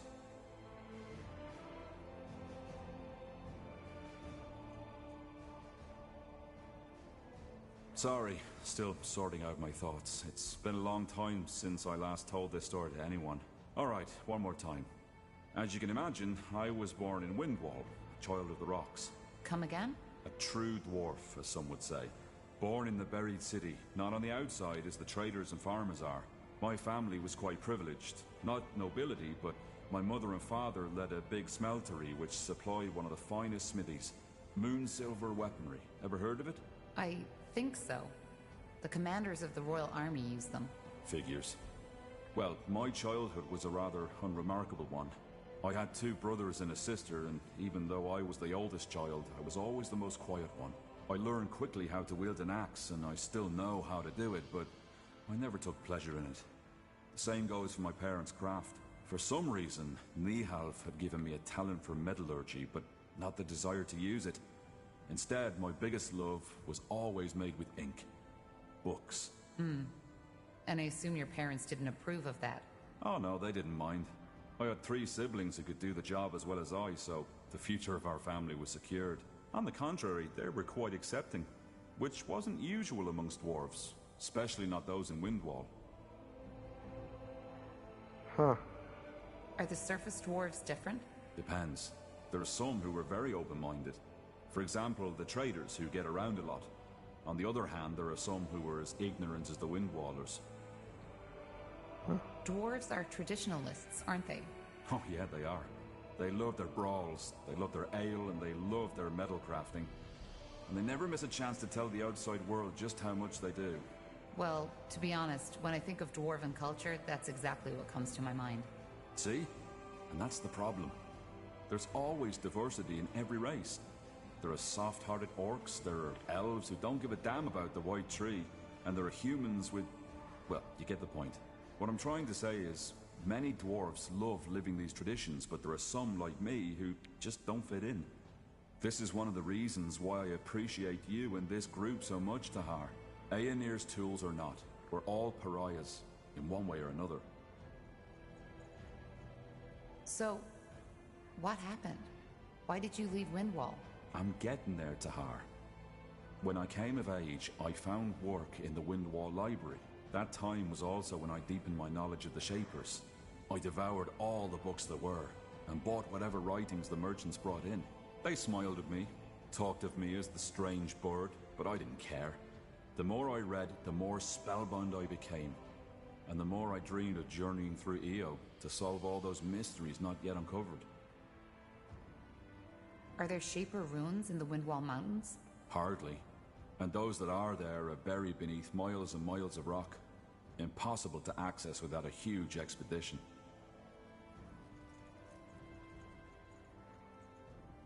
Huh. And what kept you from doing just that? Well, 2 things. First of all, my attachment to my family. Secondly, Gilak. Gilak?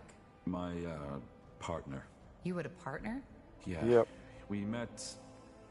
I'd rather not go into detail too much. Fact is, we lived together for 6 years. He was very dear to me. Let's put it that way. What are dwarven families like? Similar to their human counterparts, I believe.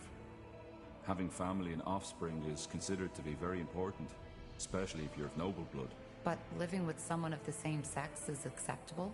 Well, yes and no. If you do, you don't talk about it, and you should make sure to find yourself a wife or a husband to found a proper family, eventually, and bring new children of stone into the world, even if that family is just a charade. If you don't do that, you're frowned upon. There's even a word for a childless dwarf, man or woman. Galrag, which roughly translates as dusty boulder. Very amusing, I know.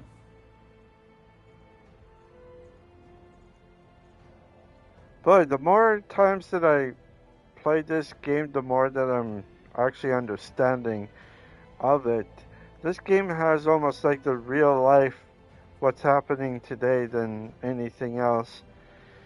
In that, it sounds like this guy is, well, he doesn't like ladies. He likes men instead. Understandably, he's more comfortable with other guys than with ladies. And with my situation is a little bit different. It's like I like, but I can't have because of a belief that my mom is with her beliefs on certain things. She does not like other things, and it is sad that culture and people do not, especially if you have strong beliefs in a lot of things. It's hard for anybody to move forward. Not unless if they pass away, and then you have that freedom of moving forward. But it really scars you in the long run. Like what you see with me, I'm already scarred. I don't know if I'll be able to do anything like what normal people would actually be doing. If it's like dating, getting married, or whatever. I guess you could say I'm what you call a lost cause. Meaning that there's no chance of me finding a lady that I prefer, you know. So I could give you the signs of what I mean. Here's the first sign, here's the second sign, and here's this third sign right here. This sign here is what I am. What this sign is for people that are very, very picky on who they date and who they see. The other one right here are not as bad as people here, but still a bit bad. This right here, there's more people like this than there are with this. Here are people that are picky, but they only choose on which one they would date or be with, or whoever they want are the ones that will be tricky, are very picky on that. And this one here is the people that are open, that don't give a crap. They will have whoever they want and all that stuff. There's not that much of them either, but there are a bit more than people that are here. So for me, I'm looking for a person like this and this. I dated a person that was like this or like this. But the only thing is that I'm so picky on what I like to learn. I like to learn of the other person. I don't want to jump the gun and figure, oh, this person is what you call it, I'm going to do it without even getting information from them or getting to know that person. You don't know about that person, what his or her, what is it called? Not her lifestyle, but what is her, everything to know about her. Does she have any health problems? Does she have any anything else? Like, does she have, like, she might have been, or he might have something. You want to get to know them, and a lot of times you don't see that these days. You don't see people going up to each other and say, hey, how you doing, and all that.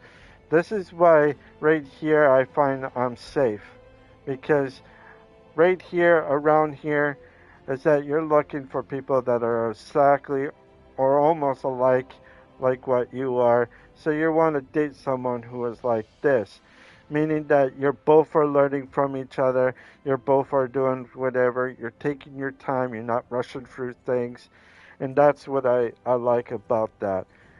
If I dated a person like this, they might have an idea and everything, but the longest girlfriend I ever had was a little bit more than 3 months, I think, or maybe 4 months, or four, maybe, no, I don't know, roughly around there. But she was looking for more than anything. And for me, I was looking to know her a bit more and everything else. So can that person be patient if I told her that I was this? At the time, I did not know what I was at the time. I liked her and everything else like that, but I just couldn't be physically, emotionally attached to her. You know what I mean? Like, I couldn't get that attachment.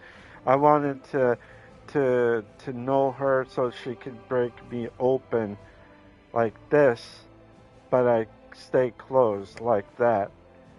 And because most of the time you would get people cheating on you behind your back or whatever because you don't put any moves on. At the time, I had no clue what was happening with my lifestyle and all that stuff. I had an interest in her, and I still did. And today, I wish that I could go back and that I didn't know today. If I would have known that then, I would say, hey, I have this. Would you be more patient to wait until I feel comfortable? And that's the thing.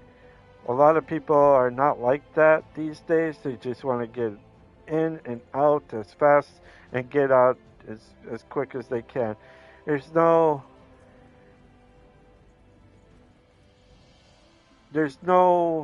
compassion, compassion with each other in a way. There's this morally, oh, I see her, let's go and do whatever and go on with another person. See, the thing is that I don't treat ladies like that. I don't treat ladies like a cattle or a number or something like that. I treat them to know them. I treat them so that I can know them. So I treat them very respectfully and very nice. Or try to be. Sometimes my mouth gets a little bit too much in my way because I'm nervous a little bit, but not extremely nervous. But nervous enough to make me say something really stupid sometimes. If I like a girl a lot, or if I like that one person a lot, that lady, and then I will date her and get to know her. But if I ask a lady out with a dinner and say to her that I only do certain things but I don't do any other things, so morally the comfort is one, get to know is the second, being patient is the third.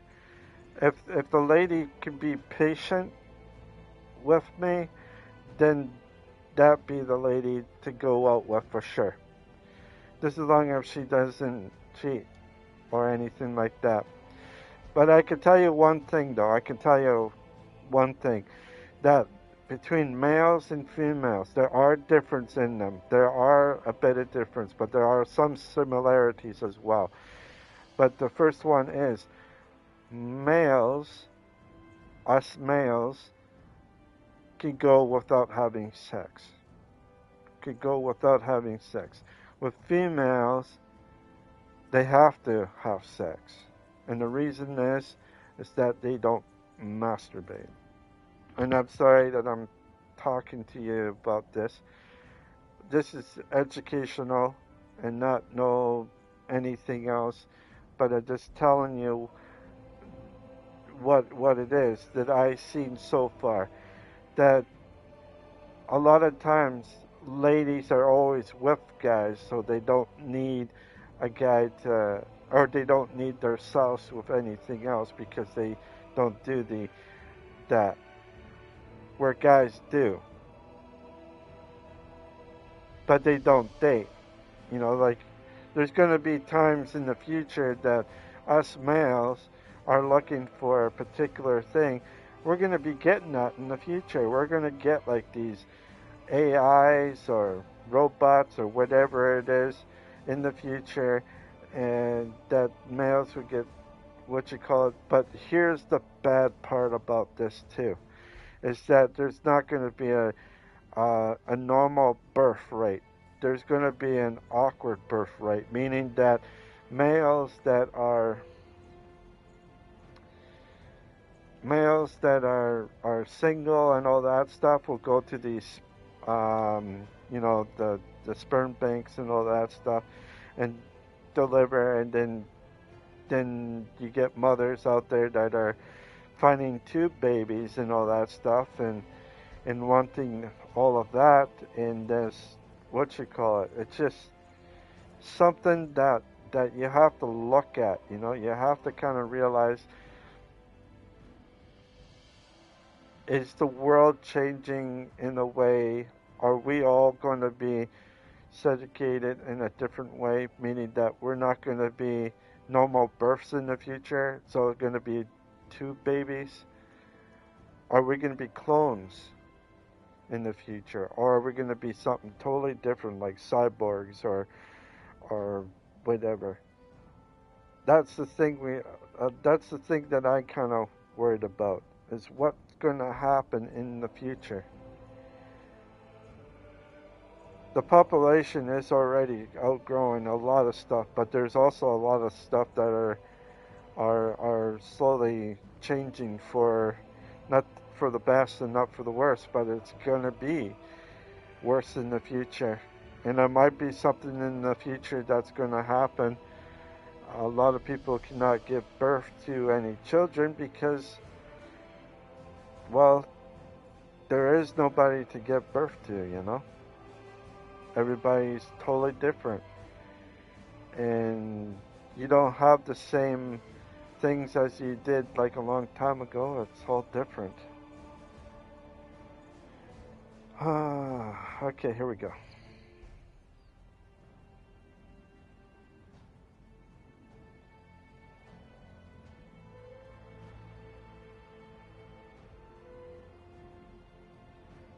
They do have a point, though. For an empire to endure, there needs to be children. I agree. But I doubt a few people with different desires living a different kind of life pose a threat. There'll always be men who like women and women who like men, and a couple of people whose tastes are different don't change the fact. And once again, the Shapers were different in that regard. As long as you stay within the boundaries of your caste, you can do as you pleased. I understand. But something happened, didn't it? Yeah. The Blackstone Rebellion. Ever heard of it? No. A coup. A small group of rebels tried to overthrow the royal house. It was bound to fail from the beginning. The rebels were anti-traditionalist and wanted to establish a new order, where it's the people who have the power, not the nobility. Gilak was one of these rebels. Oh. Yeah. At first, before the coup, they tried to raise awareness by giving underground speeches. A noble endeavor, but not at all thought through. Most dwarves just don't care about politics as long as they can have their mugs of ale. First, he didn't ask me to participate, but the more sour things went, the more he started pushing me. At one point, we had a fight, when he asked me to steal money from my family to support the movement. It was terrible. Finally, push came to shove, and he told me of the coup. He knew that despite my occupation, I was a remarkable fighter and Earthshaper, which is why he asked me to fight alongside him. You can make a difference, that's what he said. By Nihalf, he was just so naive. He really thought it would be like in the old legends, a group of courageous dwarfs fighting their way to Algrim Castle with me at his side. I just don't... Forgive me. It's strange to talk about it like this.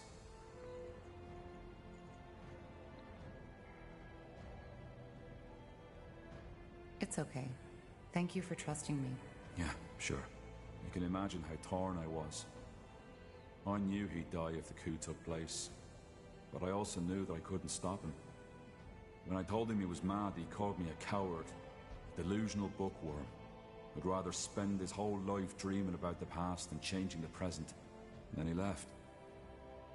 The next day, I found him beheaded by a royal guard. They didn't even make it to the castle stairs.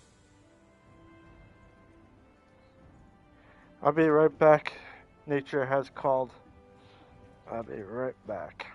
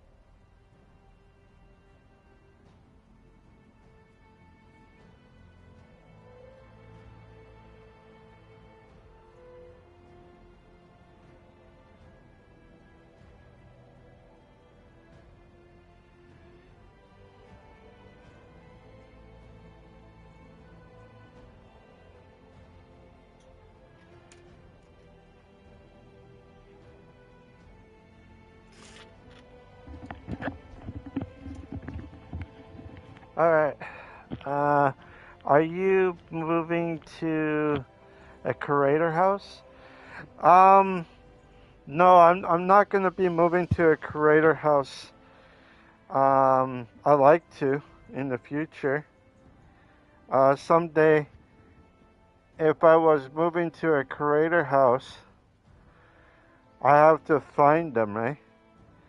Yeah, the only problem is like, I'm not too sure how to do that. I can advertise, but anybody could be telling you. But I don't know. It's just something that you don't really see very much. Anybody could say that they're curator, but if they don't have anything on, say, like on here, creating anything like anything like games or daily uploads of their vlogs or something like that, something that they need to show before anything. So I love to move into a creator house, but I have to know if they are truly creators or if they're like one of those people that are creative like I am, but just don't have the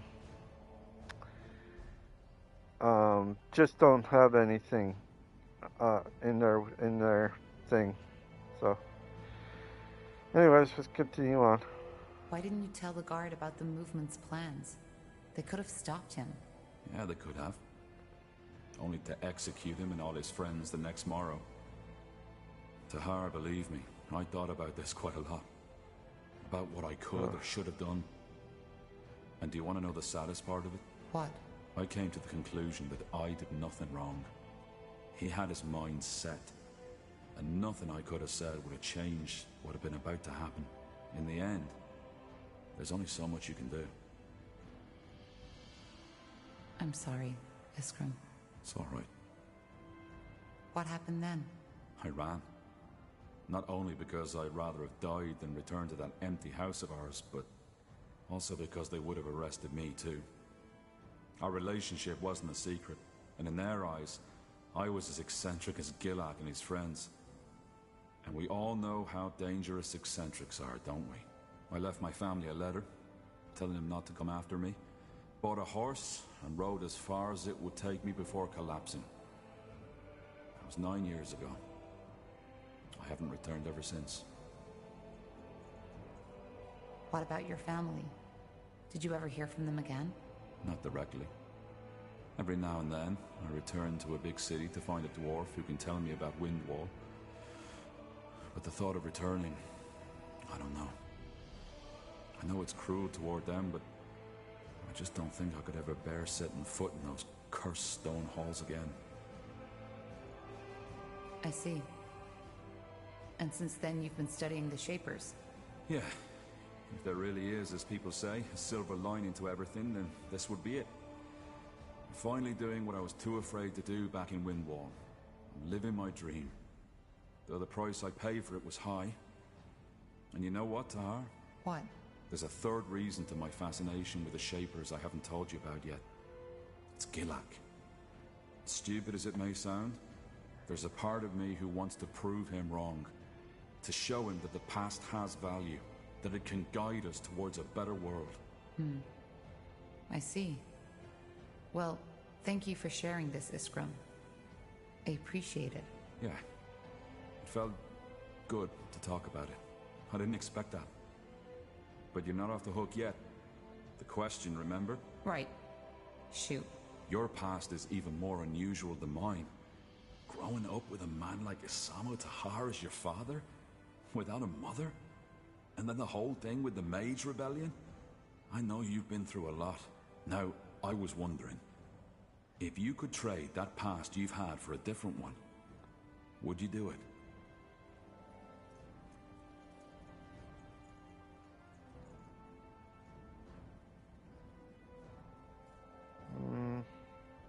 I don't know. I'll just put. Of course I would. That's what I thought. Either way, pleasure speaking with you. Hope this wasn't too grim for you, but then again, You asked for it. Give me some time now, will you? Sure. Take care, Astrum.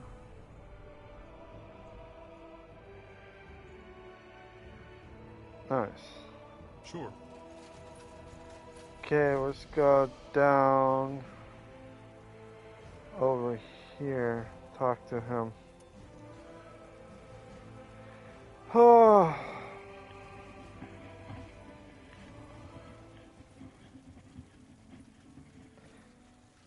Sometimes it's just a little bit tricky, you know, when you want to know something but you can't. Really tricky. Huh?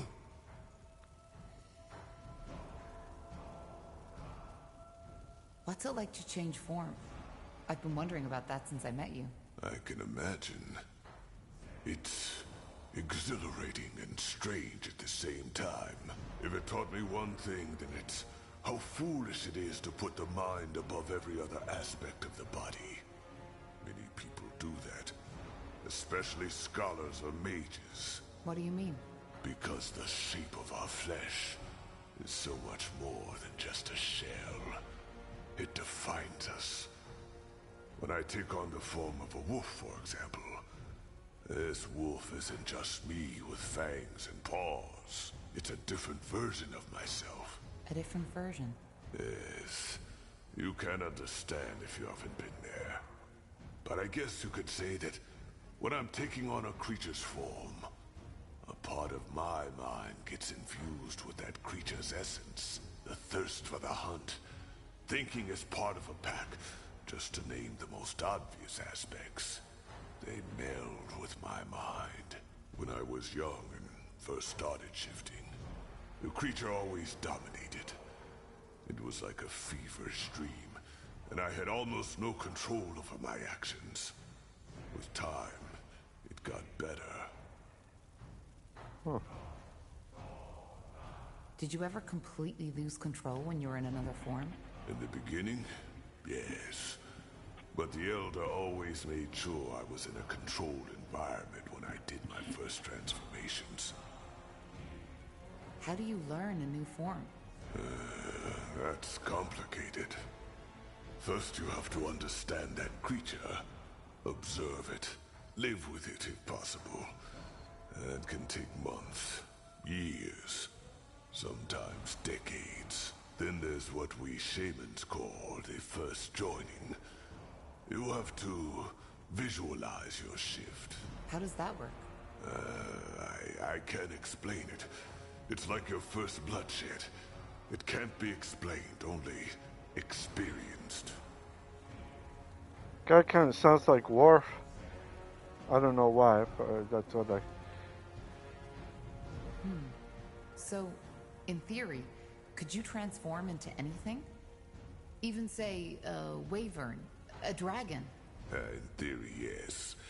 In practice, there's no known shapeshifter who has ever done that. Save for old orcish legends, maybe. Why not? First off, there aren't many dragons around to study. And even if there were, you aren't likely to survive it. Secondly, transforming into something that enormous, it can be lethal. Our minds, our essence just isn't fit to govern such a massive body. Only some years ago, there was talk of an Ash Reaver shifter who had attempted to morph into a troll. He succeeded, but his heart, the troll's heart, stopped before he could take a single step. So you see why most shifters aren't that eager to experiment. He had a heart attack. Huh. When you're trying out something new, you don't want to go too extreme big, because if you go extreme big, your heart can't take it. Or your brain can't take it. One or the other. Well, that's definitely interesting. Thanks for taking the time to explain. Sure. Back in Bargagor, you told me that you think the orcs should strive to be more. What do you mean by that? Do you consider your culture to be, well, inferior? Inferior? No, not at all. On the contrary, I'm glad to be a fire wielder, and not a human or an elf. Why? Because not so unlike the Shapers, your culture is bigoted, strange. You like to tell yourselves you're more than the animals you slaughter for food. You call yourselves civilized, but in the end, you look for the struggle just as anything and anyone else does. But of course you don't admit to it. You want to be better than that. And the result are lies, intrigue, wars, and assassinations. Your culture is so bizarre that it's almost amusing.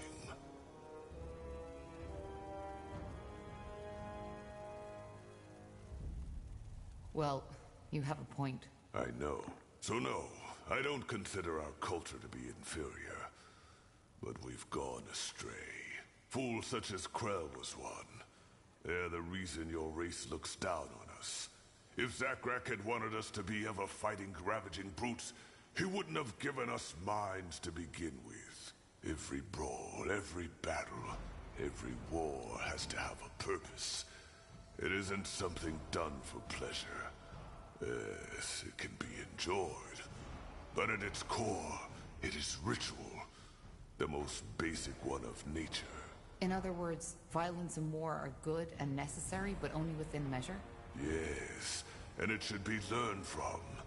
That's where most orcs disagree.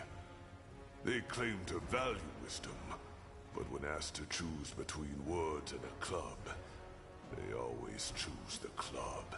And as you see, this is why our culture has stagnated. In its current state, there will never be an orc empire, a great tribe, or the earth-shaking horde Zarek envisioned. So what you want is to lead your people to a better future. You make it sound so dramatic. For now, the Fire Wielders are a good start. And by helping you, they will hopefully see that diplomacy and strength don't always contradict each other. After that, we shall see. Did you always have these ambitions? No. Then where do they come from? None of your business, Tahar. Sorry. All right. Don't you think a world without violence is possible? No. Why? Isn't that what we should all aspire to? We should aspire to a lot of things. But tell me, Tahar, this world has existed for millennia. And has there ever been peace? Lasting peace?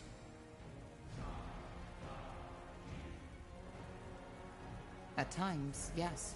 At times, exactly as I said. Our very existence is based on conflict. Finding food, not freezing to death. Living means to struggle. Your people, with your warm clothes and banquets, try all in your power to forget that fact. But you can't, because ultimately, there's as much thirst for struggle in you as in an orc. What we orcs believe is that we should embrace it. That we should just face the truth, even if it's ugly. That the ways of nature can't be changed by its creation. It's like fighting the tides. So, what? Do we just kill each other whenever we feel like it? No. What we need is a way to channel our urges. Ceremonial battles, arenas. A society that is centered around survival and strength, and gains, rather than loses stability from it. Because if we simply suppress these urges, such as humans, the elves, and the dwarves do, they will at one point only erupt even more violently.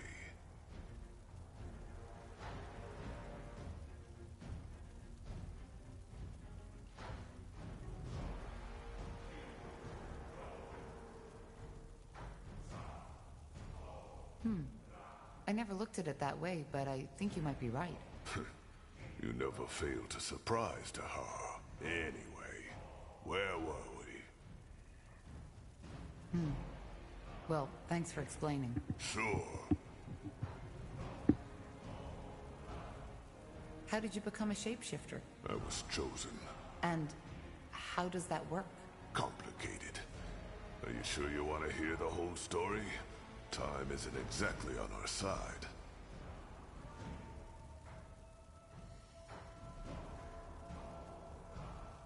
It isn't. But the more I know about your abilities, the better. You're fighting for me, after all. We're not fighting for you, Tahar. We are fighting alongside each other. That's a big difference.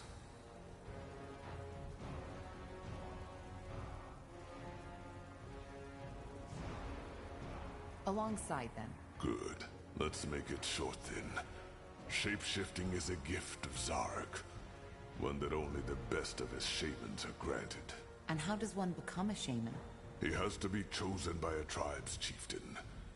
You see, magical talent is a lot rarer among orcs than it is among humans or elves. In my tribe, there was only me and Rain. We both discovered our talent by chance. I, when I was 9, and put out a fire that had broken out in my family's hut. Everybody was asleep. Even the damn fool that had been tasked to stand guard. When I woke up, the entire room was in flames. So, it was your magic that woke you? No. I needed to take a piss. Makes sense. Yep. What else there is, eh? When you wake up, that you need to take a wee. Well, at least you could try to put out the fire with your own, you know, stream. So, oh. What happened then?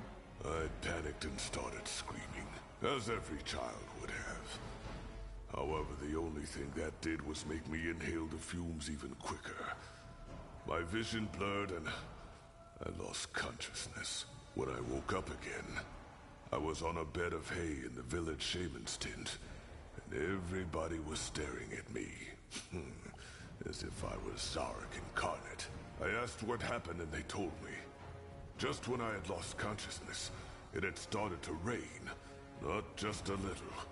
It was a full-fledged storm, a deluge from the skies. With not even a minute, all the tents in the village had been flooded. The fire wasn't extinguished right away, but was quickly put out by the other orcs that had been awoken by the storm. Oh, that could have been, How did they know it was you? It could have been a coincidence. An unlikely one, yes. But you're right. According to my brothers, I had an orange shimmer in my eyes, and was muttering strange words when they took me to the shaman. She told me that was a clear sign that I was gifted, and that I had fire in my blood, as my tribe likes to say. Of course, it changed my life entirely. All of a sudden, I was my Cal's pride. It was strange, not just for me, but also for my kin. Who trained you? The healer? Yes, but only about her craft. Primitive ghost callings, alchemy, medicine. I learned my magic from an elder who lived in a tiny shack a 15-mile march from our village. I woke up every day before dawn, walked for 2 hours, served him, and received my lessons. Then returned to my cow shortly before midnight. It was hard, yes, but it was insightful. Those long walks in the darkness, the solitude at the foot of the mountain where his shack was, they shaped me. How did your family take it? Well, they were proud. But they also weren't sure how to treat me anymore. For example, my father stopped taking me out on the hunt because he was afraid that something might happen. Which is ridiculous. Shaman or not, an orc who can't wield a spear isn't an orc at all. Also, my siblings became withdrawn. Jealousy, of course, but also estrangement. All of a sudden, their baby brother had become this strange being, which had apparently been bitten by Zarek himself.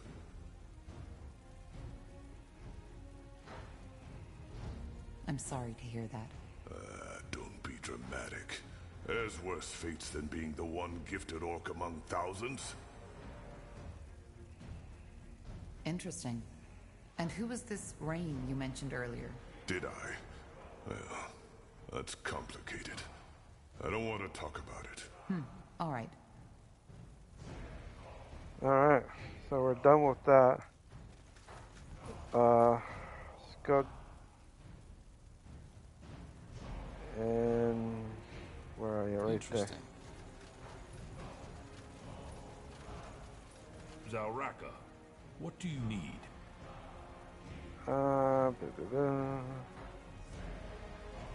We're right here. I want to train the fire wielders. All right. Here's what we can do. Alright, so I'll need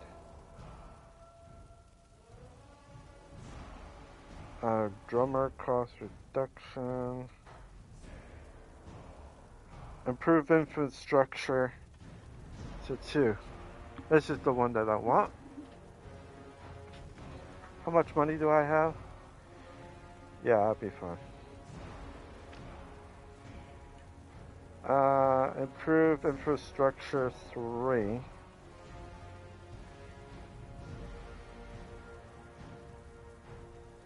Can I? Yeah, I can.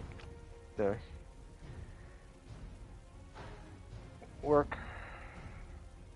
Worker armor at 3. Blueprint. Okay. I'll get that.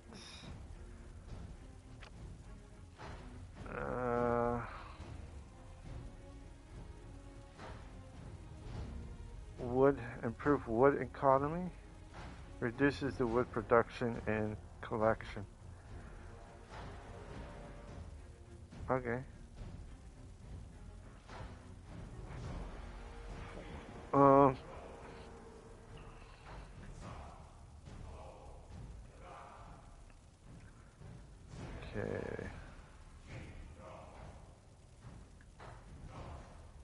Okay, that should be enough. Apply. Alright, so go over here. Boom. This is orcs, so I have to go to orcs.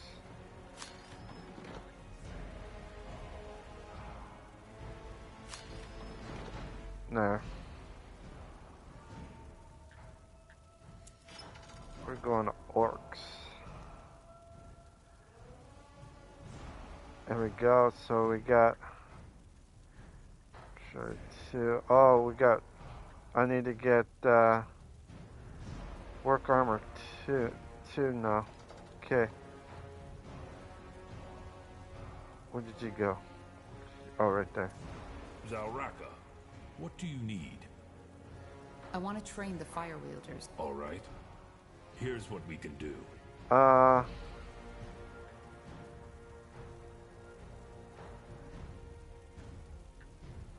What I need is right here. There. Okay. Right here. There.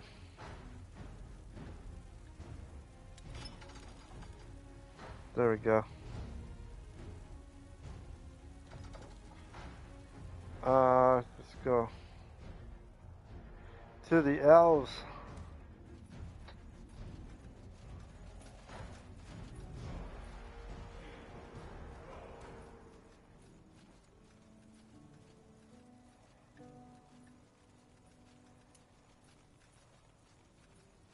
Yeah.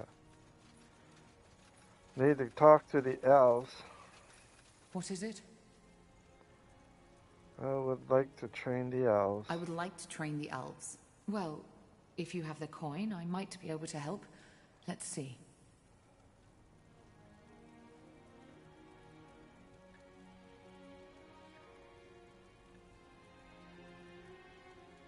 Okay, maybe not. Let's go.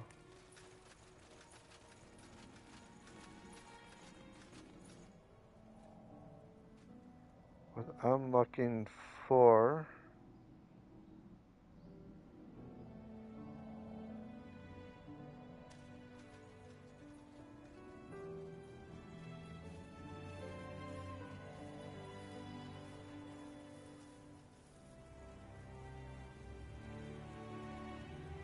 Where's the humans? Humans should be over here, isn't it?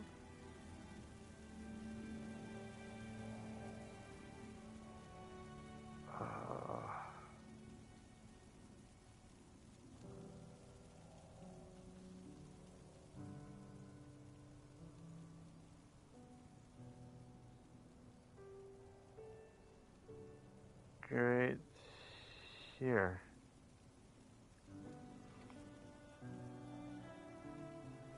Isn't that? Oh, right here. Here we go.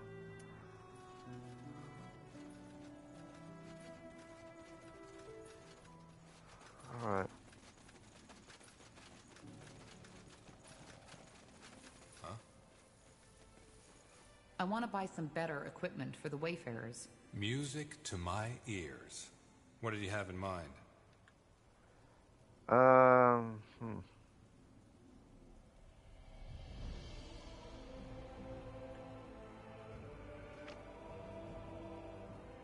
That's it. That's all I can afford. Let's see. Where are you? Oh, right here. Okay. There. Keeper's upgrade unlock.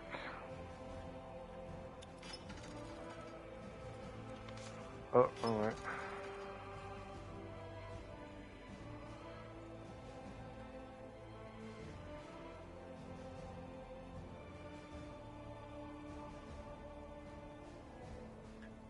I think if I have to choose, I'm gonna go with the orcs or the elves.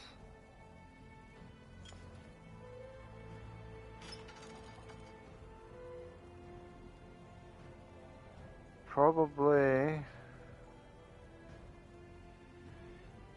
the orcs.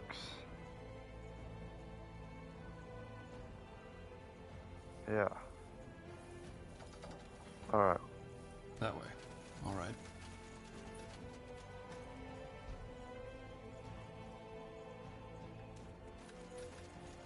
Alright, need to do this. Go here. Here we go. Got one other place gotta go.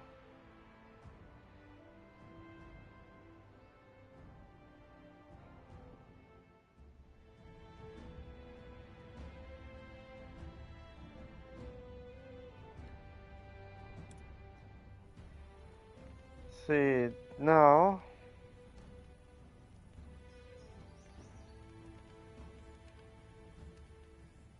Trade.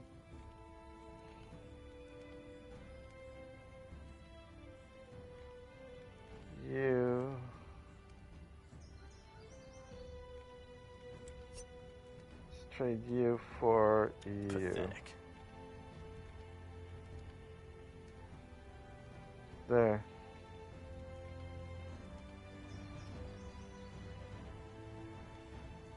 And that's it. Yeah, that's it.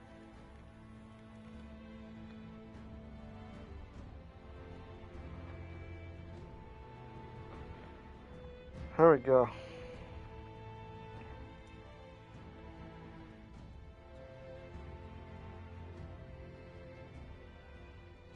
Population. I think the world's population. Here's the thing. I think a lot of places are going to be going into war. The reason why I say places are going to go to war is because of one thing. Because there is nothing else that people can do when the economy is, well, not good, you know?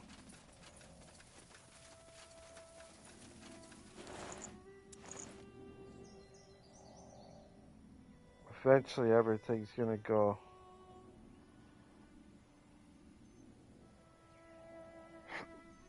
Okay.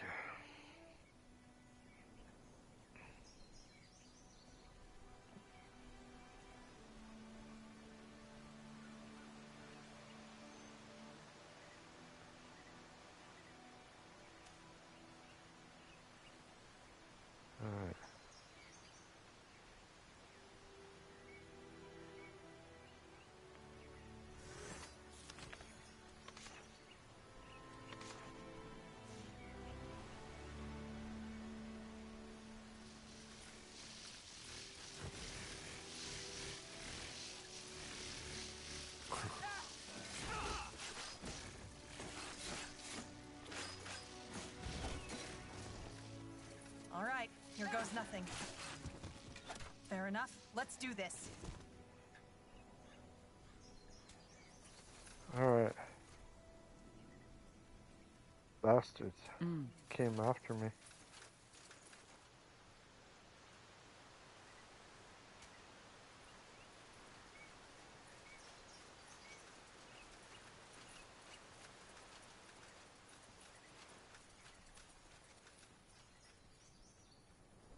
Where are we?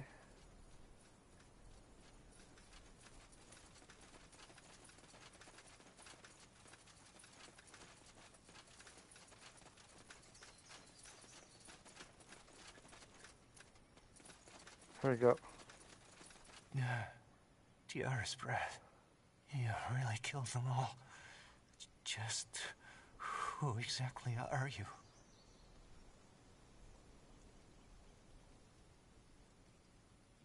A former soldier. So this is the portal? Yes. Did you reconstruct it? No, it was still intact when we found it. Which is more than strange, but that's also where the mystery ended. We couldn't activate it, even with the portal stone. How did you find it in the first place? And what makes you believe it's connected to the island? Hibernian stone tablets. You see, similar to the Shapers, the Hibernians had developed a magic that allowed them to travel great distances within a short amount of time through portals. By stepping through an active portal, it took you wherever its counterpart was located. Teleportation.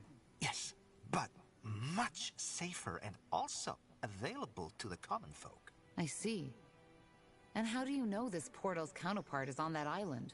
Another long story, for which I assume you don't have the time. Suffice to say that I found a kind of map, one that outlined all the Hibernian portals, how they used to be back in their era. What's a portal stone? Something to activate them? Yes, but as I said, it didn't help. I paid a fortune to buy it from a Chilean merchant, but I might as well have sung my incantations on a brick. Where is that stone now? Can I see it? You're really stubborn, aren't you? No, you can't. Because I threw it away. Why? Because it was useless. It was useless. Like all of this sodding, pointless horseshit I ruined my life for. Forgive me. I shouldn't have gotten so upset. This place, it just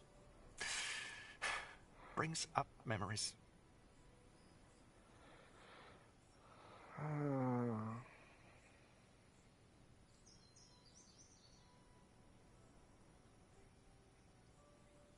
It's all right. You've lost a lot. But please, this is important. Where did you throw it away? Do you remember? Yes, I remember. There's a small shack near the old River Watch in the southwest. That was the day I had finally realized that I had been chasing a ghost all along. You'll try to find it, won't you? I can see it. Please. I don't know who you are, but believe me, it's pointless. You're wasting your time. Let me be the judge of that. Will you wait here? If you insist. It's not as if I'm missing anything in that sodding city. Okay, I go down.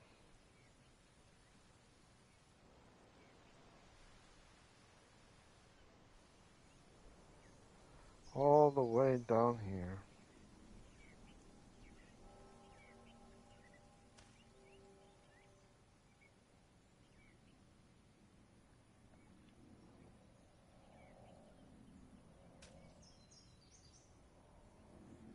All right.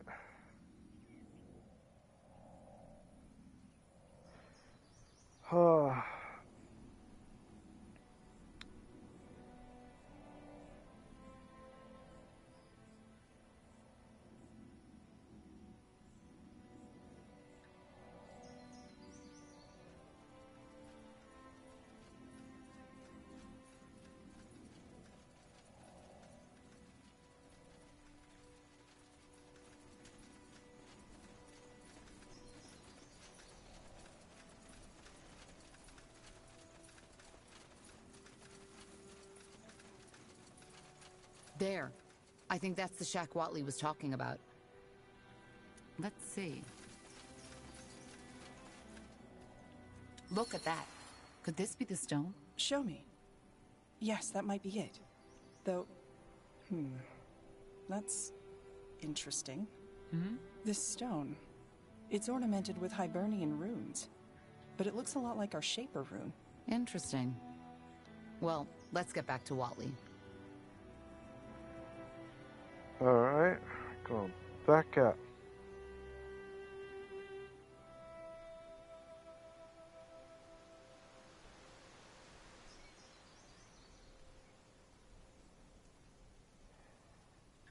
I'll be swift.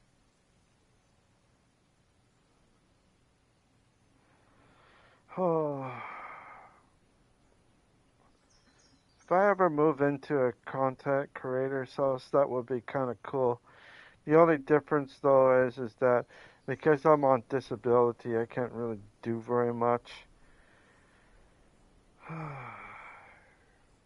unless if someone bought me out, which I don't think so, because you have to have lawyers involved and everything else like that, which is going to be...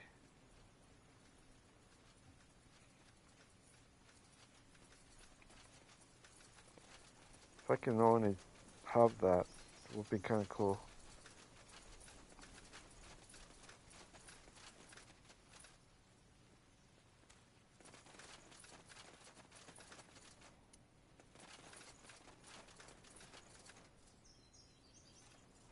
Watley, we found... By the... What? How is that possible?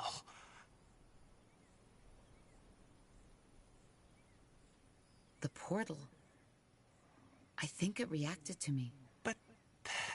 this doesn't make sense. No, this is a dream. This isn't happening. I need to see. Stop. Too late. We need to follow him. Great, but you go first. Alright, which one should I go with? Elves? I go with the orcs because the orcs will have a better chance.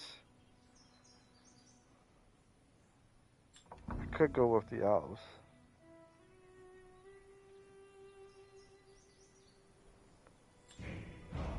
Orcs. Definitely orcs.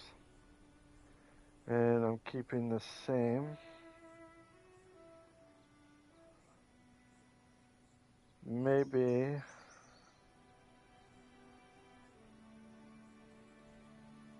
let's keep it with the same, yeah. Though some cartographers may claim otherwise, the maps of Io are still far from complete.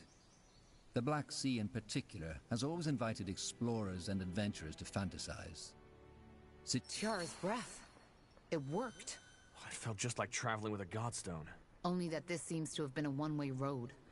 The portal is closed. What about the portal stone? I don't know. It seems empty. Activating that portal must have used up all its energy. Question is, where's Watley? And is it just my imagination, or is the sun a bit lower than when we stepped through? That's very possible. Time tends to get distorted for the user when using teleportation magic. Anyway, best we start searching for Watley. If he's on his own, he might be in danger. Agreed. Let's follow the path. He can't have gone far.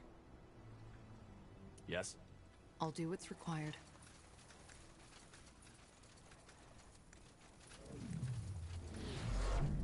Hard to believe we're suddenly thousands of miles from Everlight. But there is something unique to this island, isn't there? Yeah. There's hardly any magical signatures around us. Whoever lived or lives here, they haven't been in contact with the outside world yet. Huh. Prepare yourselves.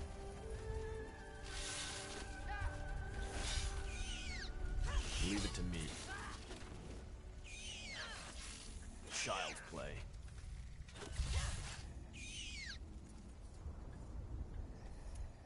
There we go. Pick up.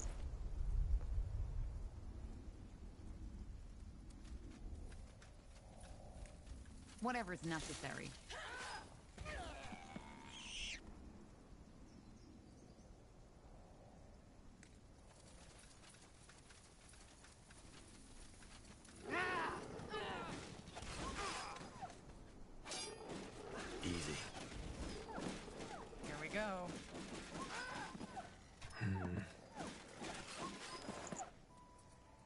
Oh, yep.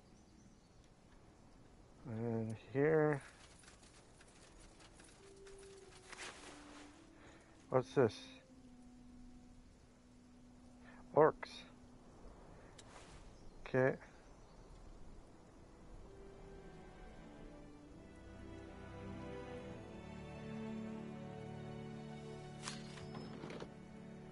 I just can't upgrade. Raising cane.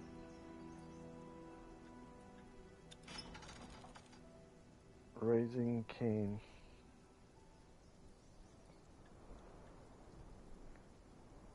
Might be in here.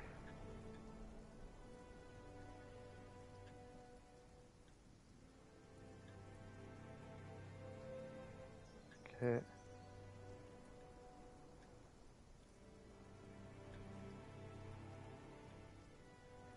Okay. So, might be in here.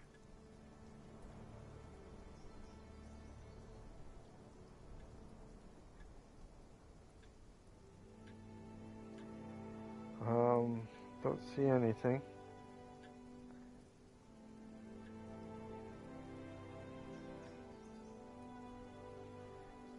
Huh, okay. Need to save. There.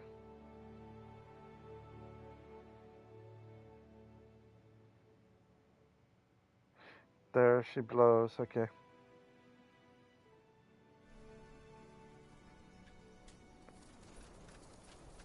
Oh, here. Don't think I could go down.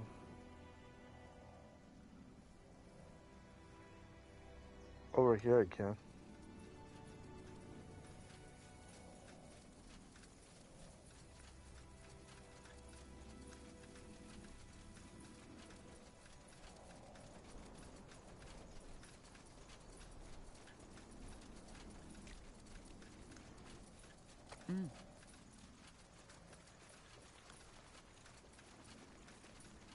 Goodness gracious. Looks like I gotta go around. Okay.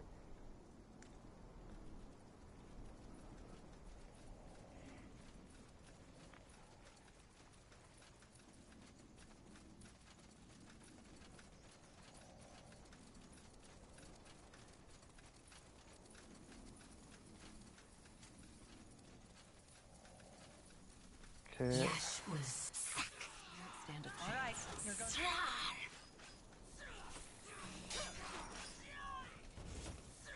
Fair enough. Let's do this. It will be bloody.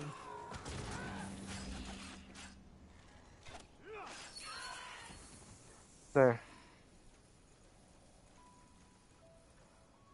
Now would you look at that? Bugger and blast it. Who were these creatures? And what took you so long? We entered the portal just after you. The teleportation caused a distortion in time. Oh, of course. The writings mentioned that. Well, thanks for saving me. And sorry for being so mindless. These creatures, I thought they were going to kill me. Who's our friend? I don't know. He must be one of the locals. But he doesn't seem to understand our tongue. Tunde, I do. Fine. Now I'm lost. So am I. How can you know our language? Because we are both Kalal. You come from the Forsaken Land, which our people left behind hundreds of generations ago. Though your way of speaking is strange, be that as it may, I am not worthy of answering your questions. I will take you to our Yaris. She has predicted the arrival of outsiders, and it seems that her readings have become true. You will free us from Shar's snake spawn. All right. Then take me to your Yaras. Wait, Yaris? Tunde. This sounds a lot like the Hibernian tongue. Are you Hibernians? Not directly. But again, our Yaris is better fit to explain that. Now please follow me.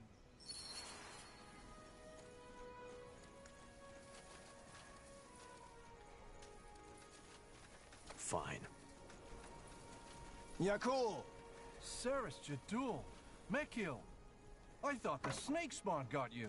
They almost did. These people saved me.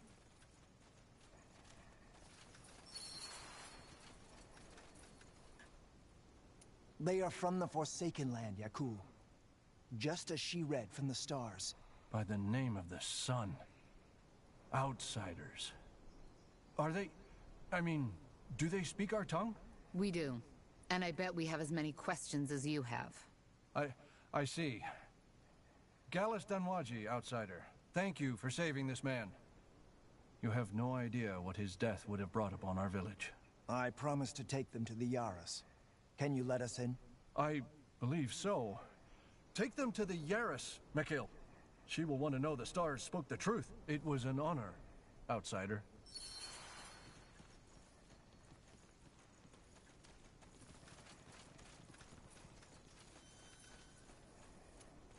There we go. Did he just say star readings?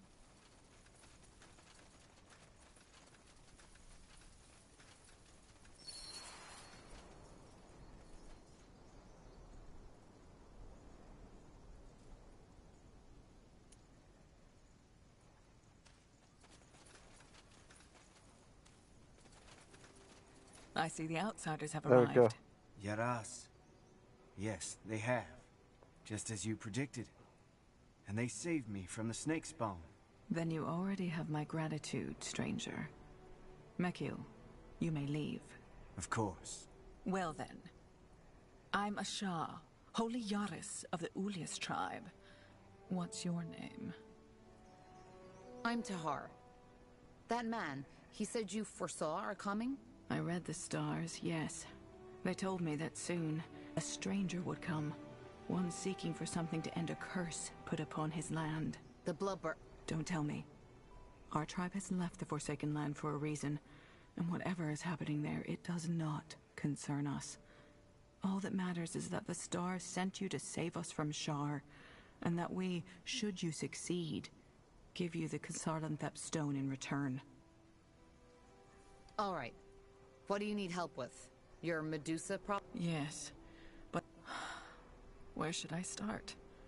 I have two sons, Dul and Shar. I think I can see where this is going. It's not that simple. Shar was frail, sensitive, And Dul? Your firstborn? He was the exact opposite. He was... What was their relationship? Well, Dul was very Let's cut to the chase. Where did the Medusa come from? Well, it all happened a month ago. One night, Shar and Dul were gone. But what did he want? Force you to make him the next Yaras instead? Worse. Of course. I don't understand. In the Hibernian Empire, it actually wasn't custom for the firstborn child of the Emperor to succeed him. They force siblings to kill each other? That's brutal. You're right. It is. As much as our people admired the Iberian faith, this be that as it may. For the month, Shar's had his snake spawn abduct villagers to see where this is. How am I supposed to do? I know that. So the first step. How am I supposed to make him see reason? If only I knew. But as I said, first of all, our people need to. I'll be here if you need anything. Now good luck, Tahar.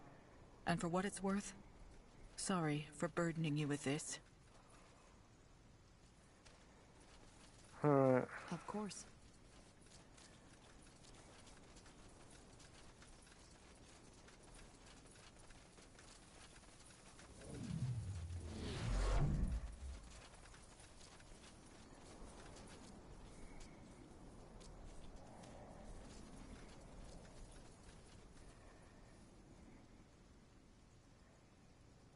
I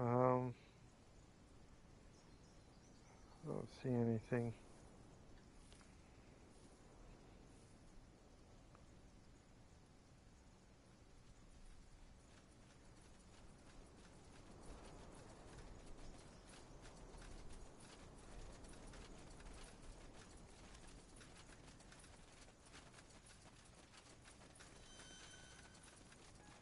Fish, forests, fields.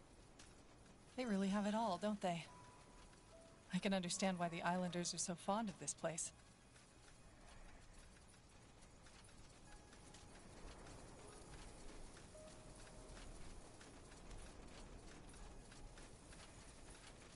Okay, going around. The wide open sea. My, how I miss this. I guess we can't take a little break here, Tahar? Take off our boots and lay down in the sun a little? You think now is the time for this? All right, all right. Sorry for trying to enjoy life a little. Get ready! All right, here goes nothing. I'll make it quick. There.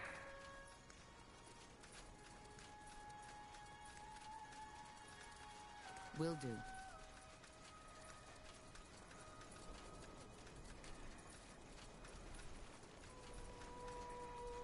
Nothing, eh?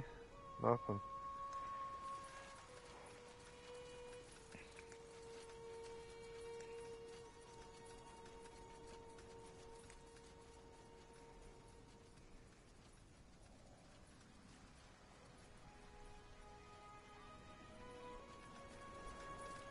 Alright.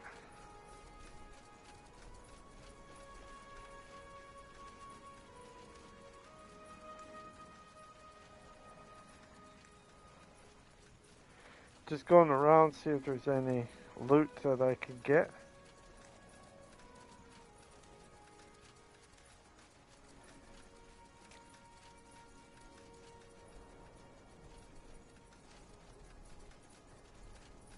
Interesting. There. Understood.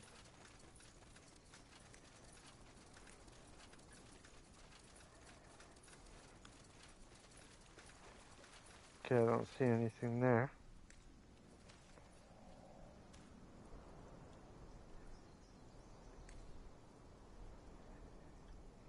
Sounds like a plan.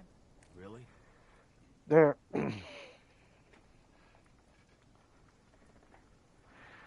Alright, for the ones that are going to watch this stream, tomorrow I won't be streaming until I get a phone call. I don't know when he'd be phoning. My appointment's around 4 p.m. Tomorrow afternoon. I could stream until whenever, but usually he has a thing of calling early, which is okay calling early. It's just when you are streaming like I do and he has many patients like he does, if someone doesn't usually would phone that person early or whatever. So here's the thing, for tomorrow I won't be streaming during the day, but I'll probably be streaming during the evening for a little bit because I am leaving Friday morning until Sunday. So we'll probably be back here roughly around late Sunday, probably around 7 or 8 at night. So we'll see what happens. I don't know what's going to happen, but just gotta see what's going to happen. I hope tomorrow will be a dandy for me, with a doctor's appointment for tomorrow. So, anyways, I will be streaming tomorrow. I'm not too sure when, but whenever the doctor phones me tomorrow, that's when I will talk to him, and then whenever I'm done with him, that's when I'll be able to stream again. So we'll see what happens for tomorrow. Hopefully it wouldn't be too bad or anything like that. So yeah, just going to see about everything and making sure everything is okay. But anyways, if you like this stream, please leave a like and subscribe. If you don't want to do any of that, that is fine. You want to check out my other streams, you sure can. But if you like what you see, please put a like down and subscribe. Remember what I told you about with the economy, society, and everything else like that. There's just too much on one plate that a lot of people don't realize. Maybe it's a good time to slow down a little bit, gain everything before you bring in everything. You look at a lot of stuff like, say, different countries, they probably build a lot, but there's hardly anybody there, you know what I mean? So it is quite something that a lot of people cannot do, especially if you're new or whatever. Some places are like that. They see a lot of growth in their economy and all that stuff, so they plan on building a lot more than they bargain for. And sometimes when you have a product that you have too much of and not enough people to buy it, um, it tends to be a waste a lot of times. So, um, for the economy and everything else, I just want to say that hopefully there will be a slowdown here. If there isn't no slowdown and if it keeps coming in, it's just the population will be just dramatic and people are going to have a harder time doing stuff in the future with their own families and that, especially when it comes to work and everything else. It's just a lot of things, and even you get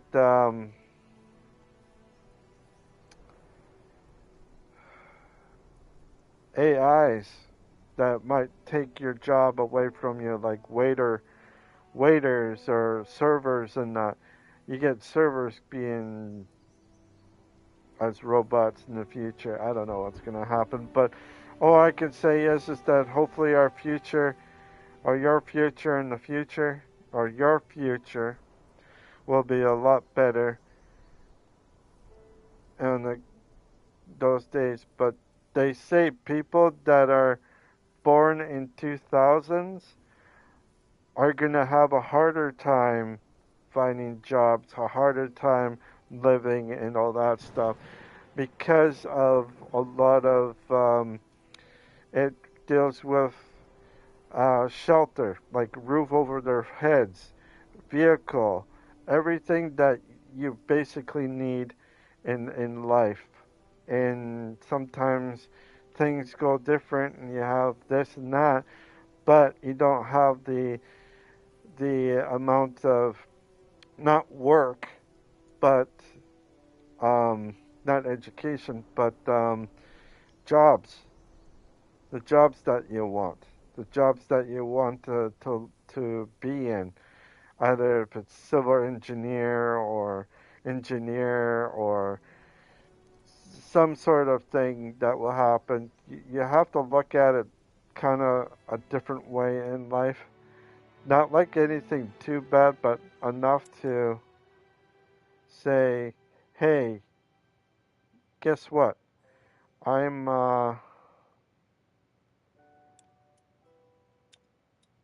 I'm doing something different. I want to try something different.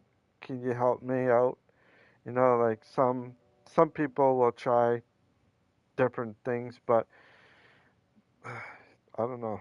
The economy and everything else. We're at this stage that the population of all cities and all that stuff is starting to be a little bit more, well, not good for a lot of people, especially when it comes to like high rises and all that stuff. Pretty soon there's going to be bigger high rises, much more bigger. I mean, not from length, but width. Width of the buildings will be a lot bigger in the future than they would be today. Buildings will be a lot more bigger because they can hold quite a bit in the future. And once that does come, then you're going to be looking at a humongous population thing, which will be actually pretty good for a lot of people. But there's always going to be people out in the streets, no matter what you look at it. There's some that are going to be struggling. There's others that are going to be thriving, and there's most that are going to be in between. And when you're in between, struggling between the economy, jobs, food, shelter, anything like that. All people, most people out there, except for the ones that can afford, are going to say, hey, you know what? I feel like I should be going to this way instead of that way. You know what I mean? Like you get a lot of those type of reasons. But anyways, if you like this stream, please leave a like and subscribe. If you don't want to do any of that, that is fine. If you want to check out my other streams, you sure can. But if you like what you see, please put a like down and subscribe. Wherever you are, wherever you live, have a great morning, great afternoon, or great evening, depending where you live. And I will see you sometime tomorrow, not too sure when, after when I get that phone call, and then I'll be able to come and stream. So I have to make myself available in the morning to afternoon, whenever it is. So I don't know when he'll be phoning, but he will be phoning me sometime tomorrow. I just don't know when and what his schedule is as well. So don't forget to hit the notification bell button so you know when I'm on, and I will see you sometime tomorrow. And then after tomorrow, I won't be seeing you until Monday of next week. So, alright, y'all. You all have a great day, and I'll check you out sometime tomorrow. Bye for now.